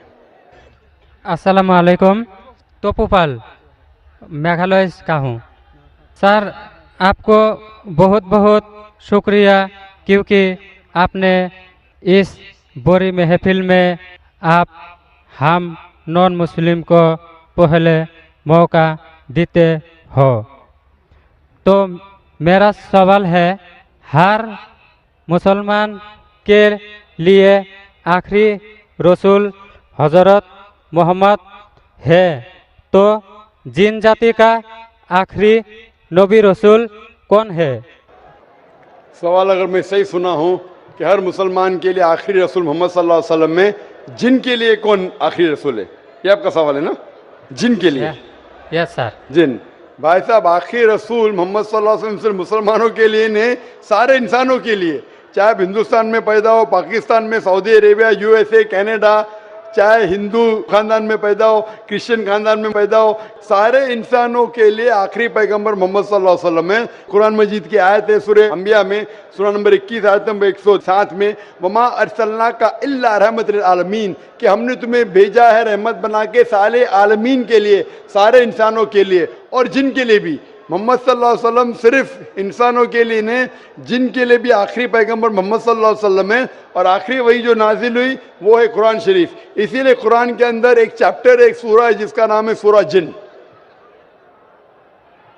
अगला सवाल माइक नंबर 1 से, वहां पर अगर कोई गैर मुस्लिम भाई मौजूद हैं। सर मैं पिंटू देवनाथ, आप मेरा नया मुस्लिम नामकरण भी कर दीजिए। भाई साहब ने कहा कि मैं उनके लिए नाम दूं, मैं जो आपके लिए नाम सोचता हूं वो बिलाल है, आप अपने आप को बिलाल बुला सकते हैं, बिलाल। अगला सवाल माइक नंबर 1 से, अगर वहां पर कोई गैर मुस्लिम भाई मौजूद हैं। माइक नंबर 1 से। सबसे पहले तो मैं नाइक साहब को धन्यवाद देता हूं कि इस खुला अधिवेशन में तमाम लोगों की आप जवाब दे रहे हैं और अधिकतर गैर मुस्लिमों को लोगों को जवाब दे रहे हैं और संतुष्ट कर रहे हैं। मेरा जवाब यह है, मैं त्रिलोकचंद जैन, नगर परिषद उपाध्यक्ष किशनगंज। मैं जैन धर्म में, जैन परिवार में जन्म हुआ हूं और अधिकतर जो घर में जन्म लेते हैं उसी धर्म का पालन करते हैं, लेकिन मैं इंसानियत धर्म मानता हूं और तमाम धर्म की किताबों को पढ़ता हूं और तमाम लिखी हुई अच्छी बातों को मैं गहन करता हूं। लेकिन एक बात आज जानना चाहता हूं कि आप यहाँ केवल, जैसा मुझे सुनने में और देखने में अभी पड़ रहा है, कि आप जो बात कह रहे हैं केवल इस्लाम धर्म की आखिरी बात, इस्लाम धर्म की सारी बातों को आप कबूल करवा रहे हैं और इस्लाम धर्म को सर्वोपरि मान रहे हैं। मैं भी मानूंगा अगर आप मेरी बात को, अभी ईसाई धर्म भी है, बौद्ध धर्म भी है, जैन धर्म भी है और सिख धर्म भी है, हिंदू धर्म भी है। और धर्म क्या है? धर्म तो मैं मानता हूं पानी का धर्म ठंडा है, सूर्य रोशनी देता है उसका धर्म है, चांद रोशनी देता है वो धर्म है, हवा का बहना वो धर्म है। ये संप्रदाय है या क्या है, या किसको मानना चाहिए, या जो लोग जहां मान रहे हैं वो अच्छी बात है, या हम नहीं मान रहे हैं तो उसमें हमारा क्या नुकसान है। इसको जरा तमाम बातों को मेरा स्पष्टीकरण चाहिए कि किस धर्म को मानने से और किस बात को मानने से मनुष्य का कल्याण हो सकता है। भाई साहब ने बहुत अच्छा सवाल पूछा है और बहुत अहम सवाल पूछा है। वो कहते हैं कि वो इंसानियत धर्म में मानते हैं, सारी मजहब की किताब को पढ़ते हैं, लेकिन यहाँ देख रहे हैं कि जाकिर बाकी लोग का हवाला देखे, लेकिन इस्लाम कहते हैं कि इस्लाम फाइनल है, इस्लाम मेन है। ये आपने जैसा कहा, इस्लाम मेन है। भाई साहब ये मैं नहीं कह रहा हूं, ये वेद में लिखा है। अगर वेद में लिखा है कि आखिरी अवतार कल के अवतार है, अगर लिखा है तो मैं उस चीज को निकाल नहीं सकता हूं ना। मैंने तो नहीं लिखा हूं, उसी तरीके से बाइबल में लिखा है। आपने कहा बाइबल का, आपने कहा वेद का, बाइबल में लिखा है। बाइबल पढ़ेंगे, gospel of John chapter number 16 verse number 12 to 14, ईसा अलैहि सलाम कहते हैं, I have many things to say unto you but he cannot bear them now, for he when the spirit of truth shall come he shall guide you into all truth, he shall not speak of himself, all that he shall speak। ये दे रहे हैं कि एक आखिरी पैगंबर मोहम्मद सल्लल्लाहु अलैहि वसल्लम आने वाले। ये मैंने तो बाइबल नहीं लिखी ना, मैंने तहकीक की। अगर मैं तहकीक करता आप आके बोलो डॉक्टर जाकिर नाइक आप जो कह रहे बाइबल में नहीं है, लेकिन आपने कभी नहीं सुना, आप अजीब बात सुन रहे तो आपको अजीब लग रहा है, और बहुत लोग को अजीब लग रहा है। कुछ लोग कबूल करे, कुछ लोग कबूल करने से डरते। फर्क ये है। नहीं सुनिए बात, तो ये आप बोलना चाहिए जाकिर भाई बाइबल में gospel of John chapter 12 verse 14 है ही नहीं। अब लेके आओ बाइबल, पढ़ो मेरी बात। ये कल की पुराना है ही क्या नहीं, आपकी किताब में लिखा है तो मैं छुपा तो नहीं सकता हूं ना। मैं क्या कहता हूं कि सारी धार्मिक किताब को लो और यकसा है वो फॉलो करो, जो यकसा नहीं उसको छोड़ दो ना। तो अक्सर जितने अहम मजहब है, चाहे हिंदू मजहब है, चाहे बुद्ध मजहब है, चाहे ईसाईयत है, चाहे जुडाइज्म है, चाहे इस्लाम में, सारे में यकसा लिखा है। आप अगर पढ़ेंगे हिंदू मजहब की किताब, वेद पढ़ेंगे, बाइबल पढ़ेंगे, old testament, new testament, Judaism, Christianity, Islam, ये चारों मेन मजहब को आप लेंगे, सब में लिखा है खुदा एक है, उसका कोई अक्स नहीं है, आखिरी पैगंबर मोहम्मद सल्लल्लाहु अलैहि वसल्लम है। तो मैं थोड़ी छुपा सकता हूँ। मुसलमान भी चौंक जाते, इस्लाम और हिंदुइज्म में यकसानियत हो ही नहीं सकती। कितने मुसलमान मेरे खिलाफ है, हिंदुइज्म और इस्लाम में यकसानियत हो ही नहीं सकती। लेकिन जब खुदा फरमाते तालव इला कलिमतिन सवाइम बैना बैनकुम, आओ हम उस बात की तरफ जो यकसा है। मैं भाई साहब जितनी लंबी तकरीर में दे सकता हूँ हिंदू और इस्लाम मजहब में यकसानियत, उससे लंबी तकरीर दे सकता हूँ डिफरेंसेस के ऊपर, इख्तिलाफ पे। लेकिन मेरा काम इख्तिलाफ ने, मेरा काम यकसानियत का है, क्योंकि मैं तालिब इल्म हूँ। मैं अगर तकरीर करने लगूं कि हिंदू मजहब और इस्लाम में डिफरेंस क्या है तो और लंबी तकरीर कर सकता हूं मैं। लेकिन मेरा काम है लोगों को जोड़ना, लोगों को तोड़ना नहीं। लेकिन जोड़ते वक्त जब मालूम पड़ रहा है सही, अगर बाकी के धार्मिक गुरु अपने लोग से नहीं कह रहे, क्या उनके किताब में लिखा है कि खुदा एक है, खुदा के अलावा किसी की और पूजा नहीं करना चाहिए, आखिरी पैगंबर मोहम्मद सल्लल्लाहु अलैहि वसल्लम की उनकी गलती है, मेरी गलती क्या है? और मैं तो खुले मंच पे बोल रहा हूं ना, और मैं कहता हूं कि आओ आपके धार्मिक आदमी को लेकर, अगर गलती है बैठ के हम डिस्कशन करेंगे, जिस तरीके से मैंने श्री रविशंकर के साथ किया था। श्री रविशंकर हिंदुस्तान में सबसे ज्यादा माने जाने वाले इन स्क्रिप्चर्स में श्री रविशंकर है। उनके साथ मुनाजरा किया मैंने ओपन स्टेज के ऊपर, ओपनली। तो इसके अंदर अगर हक बात सामने आ रही है, लोग हक कबूल कर रहे, उसमें क्या है? आप मुझे ऐसी कोई चीज लेके आओ जो मैं नहीं मानता हूं और कुरान और वेद में लिखे मैं फौरन मानूंगा। अब एक चीज पेश करो मुझे, एक जो कुरान और वेद में लिखा है कि इसमें मैं अमल नहीं करता हूं, फौरन अमल करूंगा। भाई साहब समझ रहे क्या बोल रहा हूं मैं? इसको कहते हैं इंसानियत। खाली मुंह से बोलना इंसानियत क्या है? ये तो पॉलिटिशियन का काम हो गया। मैं सब में मानता हूं, सब में मानता हूं, सब में मानता हूं, तो अमल तो करो।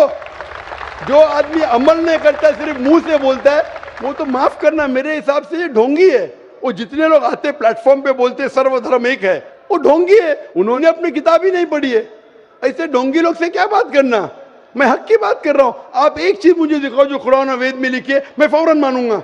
चैलेंज करता हूं मैं, एक चीज लिखो जो आपके शास्त्र में लिखी और कुरान में लिखी है, फौरन मानूंगा मैं। इसको बोलते जिगर। यंग हूं मैं आपसे यंग हूं, लेकिन जिगर रखता हूं अल्हम्दुलिल्लाह। बड़े मंच पे सिर्फ यहाँ ने दिगर ममालिक में जाके बोलता हूं, इसलिए लोग मुझसे डरते हैं। ये आ जाएगा तो पोल खुल जाएगा भाई, हमारी दुकान बंद हो जाएंगी। लोग बोलते हैं हमारी दुकान बंद हो जाएंगी। मैं जब जानता हूं मैं हक के ऊपर, और जैसा आपने सुबह में कहा था कि लोग विरोध करेंगे अच्छे लोग का, वही बात, मैं हक की बात क्यों, किससे डरना।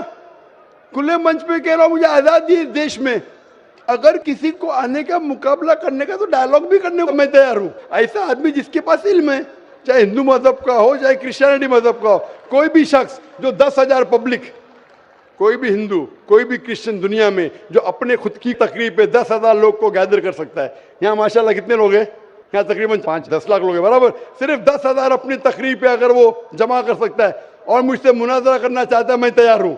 कोई आलतू फालतू रस्ते वाले से नहीं, 10,000 लोग को अपनी तकरीब पे जमा कर सकता है वो, और मुझसे मुनाजरा करना चाहता है, मैं तैयार हूँ, क्योंकि मैं हक की बात करता हूँ। खाली बोलना सर्वधर्म क्या है, मैं सच्ची में लोग को एक करने चाहता हूं, जो कुरान में लिखा है, जो वेद में लिखा है, जो बाइबल में लिखा है। वाकई ये मानना पड़ा कि उठ के अब बज़्म जहां का और ही अंदाज है, उठ के अब बज़्म जहां का और ही अंदाज है, मशरिको मगरिब में तेरे दौर का आगाज है। माइक नंबर 2 पर अगर कोई गैर मुस्लिम भाई हैं तो अपना सवाल कर सकते हैं। सर मैं कहना चाहता हूँ कि जो वर्दी पहनते हैं वही क्या देशभक्त होते हैं, मेरा कहना आप समझ रहे हैं। और मैं आपसे, आपके हाथ से मैं कुरान को पाना चाहता हूँ, क्योंकि मुझे बहुत कुछ जानना है। मुझे कभी कभी लगता है कि ना भगवान है ना खुदा है, अगर नहीं भी माने फिर भी वो हमें सब कुछ देगा। क्यों हम लोग वेट करते हैं हिंदू मुसलमान बनने के लिए, ऐसा लगता है हमें। तो हमको बहुत जानकारी अभी बाकी है, हम जानना चाहते हैं। हमको लगता है कि ऐसा कुछ नहीं है, क्योंकि अगर स्वर्ग और नर्क है तो कौन देखा है, कौन जाके आया है और कहां पर है वो, अगर कोई गया है या किसने बोला है, मेरा माथा काम नहीं करता है। कहाँ है, किधर है? भाई साहब का 3 सवाल है। पहला सवाल है, भाई साहब ने कहा है कि वर्दी पहनने से क्या वो देशभक्त बन जाता है, ये आपका सवाल था। मैं वर्दी पहनने से देशभक्त नहीं बनता है। बहुत से लोग वर्दी पहन के अपने देश से गद्दारी भी करते हैं, तो वर्दी पहनने वाला देशभक्त जरूरी नहीं है। जो अपने देश की रक्षा करता है और देश के लिए काम करता है वो सही इंसान है। वर्दी जरूरी नहीं, वर्दी है या नहीं है वो कुछ अहम क्राइटेरिया नहीं।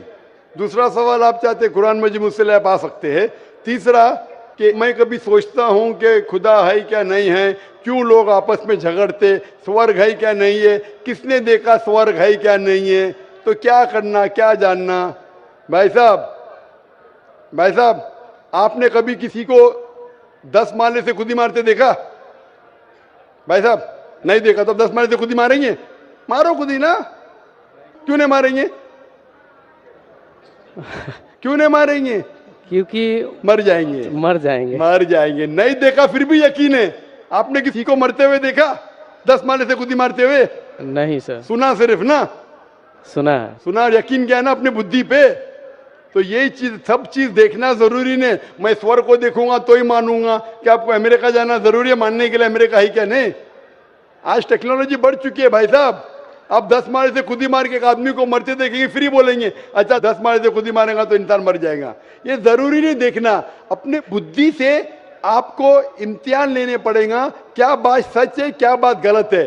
तो आप जब पढ़ते हैं, जो शास्त्र पढ़ते हैं जो आपकी बुद्धि को नहीं संतुष्ट करता है आप उसमें नहीं मानते, तो ऐसे शास्त्र पढ़ो जो आपकी बुद्धि को मनवाएगा। और मिसाल के तौर के ऊपर कुरान मजीद, आज अगर आप साइंस और टेक्नोलॉजी के हवाले से कुरान मजीद चेक करते, कुरान मजीद में एक भी आयत नहीं जो साइंस के खिलाफ है। आज आप 80% चीज मिसाल के तौर पे साइंस के जरिए कुरान मजीद की साबित कर सकते, 20% एम्बिग्युअस है, नीदर सच नीदर गलत। मिसाल के तौर पे साइंस ने आज ये साबित नहीं की क्या स्वर्ग है या नरक है, बराबर। साइंस ने ये भी नहीं साबित की कि दूसरी जिंदगी है, पुनर्जन्म, लाइफ आफ्टर डेथ। लेकिन अगर 80% 100% सही है, 20% डाउटफुल है, नीदर राइट नीदर रॉन्ग, मेरी लॉजिक कहती है कि इंशाअल्लाह ये 20% भी सही रहेंगी। ये अंधविश्वास नहीं है, ये लॉजिकल विश्वास है। तो कुरान में बाकी साइंटिफिक फैक्ट के अलावा ये भी लिखा है कि स्वर्ग है नरक है। तो ऐसी किताब पढ़ो जिससे आपका मन संतुष्ट हो। आप कुरान मजीद पढ़ो, इंशाअल्लाह आपको यकीन आएगा स्वर्ग और नरक में। आप आके कुरान मजीद ले सकते हो भाई साहब। सर स्वामी विवेकानंद बोलते हैं कि स्वर्ग और नर्क अपना दिल में है, तो ये कैसे बोल दिया? ये बहुत बड़ा पंडित है। स्वामी विवेकानंद ना कि खुदा है क्या? आप वेद की बात मानेंगे, स्वामी विवेकानंद की बात मानेंगे? सर हम लोग यंग तो बहुत उसको फॉलो करते हैं। हाँ, अगर कोई आदमी ने गलत किया, इंसान गलती कर सकता है क्या? नहीं। इंसान गलती कर सकता है क्या? नहीं कर सकता है सर। कर सकता है। तो कोई इंसान कुछ चीज कहता है, आपको देखने पड़ेगा वो सही है क्या गलत है। मैं भी इंसान हूं, मैं भी गलती कर सकता हूँ। गलती क्या तो बोलूंगा सॉरी भाई, इंसान हूं, गलती कर सकता हूँ। कर सकते क्या? नहीं। तो अगर स्वामी विवेकानंद वेद के खिलाफ बात करते तो उसकी बात मत मानो, जो बात वो वेद के मुताबिक करते वो बात मानो। आप समझ रहे? मेरा भी कोई जुमला मिला जो कुरान के खिलाफ है, मेरे जुमले को भी फेंक दो ना। स्वामी विवेकानंद दूर की बात है, मैं अगर कुछ कुरान और सही हदीस के खिलाफ बोल रहा हूं तो मेरी बात भी मत मानो। मेरा दो स्टैंडर्ड नहीं, मेरा डबल स्टैंडर्ड है, वन स्टैंडर्ड है।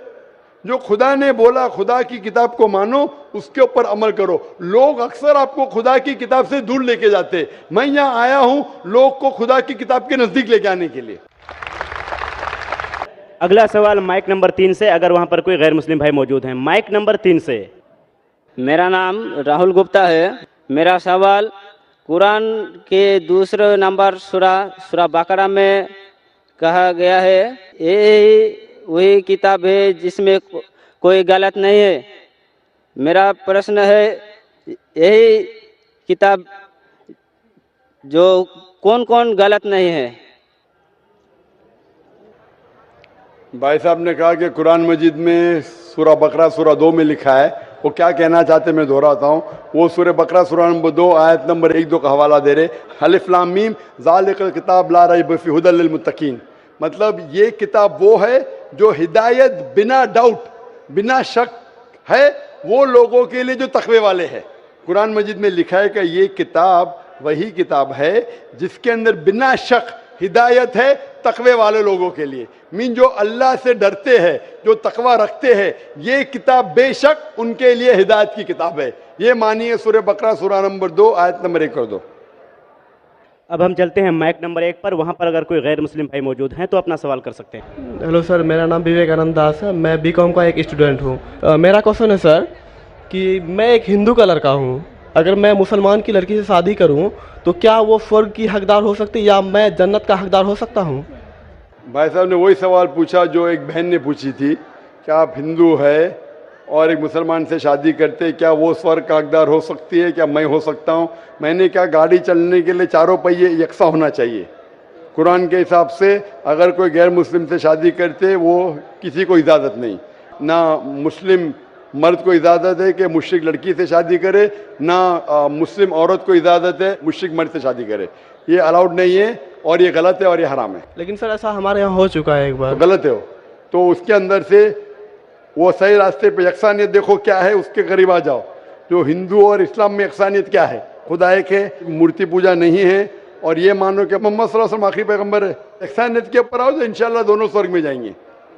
Thank you sir. ये आखिरी राउंड चल रहा है। अब हम बहुत ही जल्दी में चलते हैं माइक नंबर 3 पर, अगर कोई गैर मुस्लिम भाई मौजूद हैं।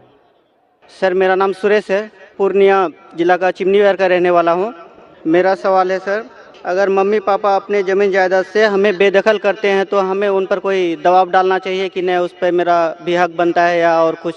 फिर भाई साहब आपका सवाल है कि अगर आपके मम्मी पापा आपको जायदाद से बेदखल करते हैं तो वो सही है क्या? सही है, और उस पर हम उनके ऊपर अब कोई दबाव डाल सकते हैं कि बेदखल नहीं? क्यों करे? कुछ आपने गलती की? गलती नहीं सर, ऐसा भी होता है, गलती भी होते हैं और नहीं भी होते हैं। मैं पूछना चाहता हूँ क्यों आपके वालिद वालदा आपको अपने जायदाद से बेदखल करना चाहते हैं? सर जैसे कि मैंने मतलब कोई गलती किए हुए हो या मतलब क्या गलती जानना चाहिए ना। कुछ गलती की सजा है, कुछ गलती की सजा नहीं है। जब तक आप गलती नहीं बोले, अच्छा मुझे गलती के लिए किसने सजा मौत दी, अरे क्या गलती की है? अब गलती नहीं बोले तो बोलूँ कैसा मैं सही या गलत? तो हर गलती की अलग सजा होती है। जब तक आप गलती मुझसे नहीं बोलेंगे मैं जवाब नहीं दे सकूंगा। सर मम्मी पापा का कोई बात बोले और मैं उनसे इनकार कर दिया हूँ। आमतौर पे अम्मी चाचा की छोटी मोटी बात नहीं माने तो वो आपको अपनी जायदाद से बेदखल नहीं करना चाहिए। अगला सवाल माइक नंबर 1 से, अगर वहां पर कोई गैर मुस्लिम भाई मौजूद हैं। माइक नंबर 1 से। I am Vijay Bhutra and I am in the profession of making resins, which is very similar to yours. We make chemicals which bonds certain plywood. So मैं भी जोड़ने का ही काम करता हूँ जो आप by way of your spiritual. I had been to airport. We received you. I had been here yesterday. I was today again in your conference, and I am here right from beginning. During the entire session, what conclusion I have arrived from your lectures about three things. You have told Murti Puja is not acceptable. That is what I gathered from your. It is not acceptable even in the Vedas. You have quoted certain rituals, certain this one. मैंने वहाँ की कुछ श्लोकें आपने पढ़ी. Let me tell you, I am not aware of the Vedas and Upanishads. I am aware of little bit of Bhagavad Gita, which we take it priority even if much more weightage than the Vedas and Upanishads. Then you have told yesterday that other than Quran, please excuse me, I am not underestimating Holy Quran. Not at all, my intention is not at all there. But you have told Keval Quran, He, you have added the word yesterday, He is the law of today which can rectify the people today. You have undermined the entire others.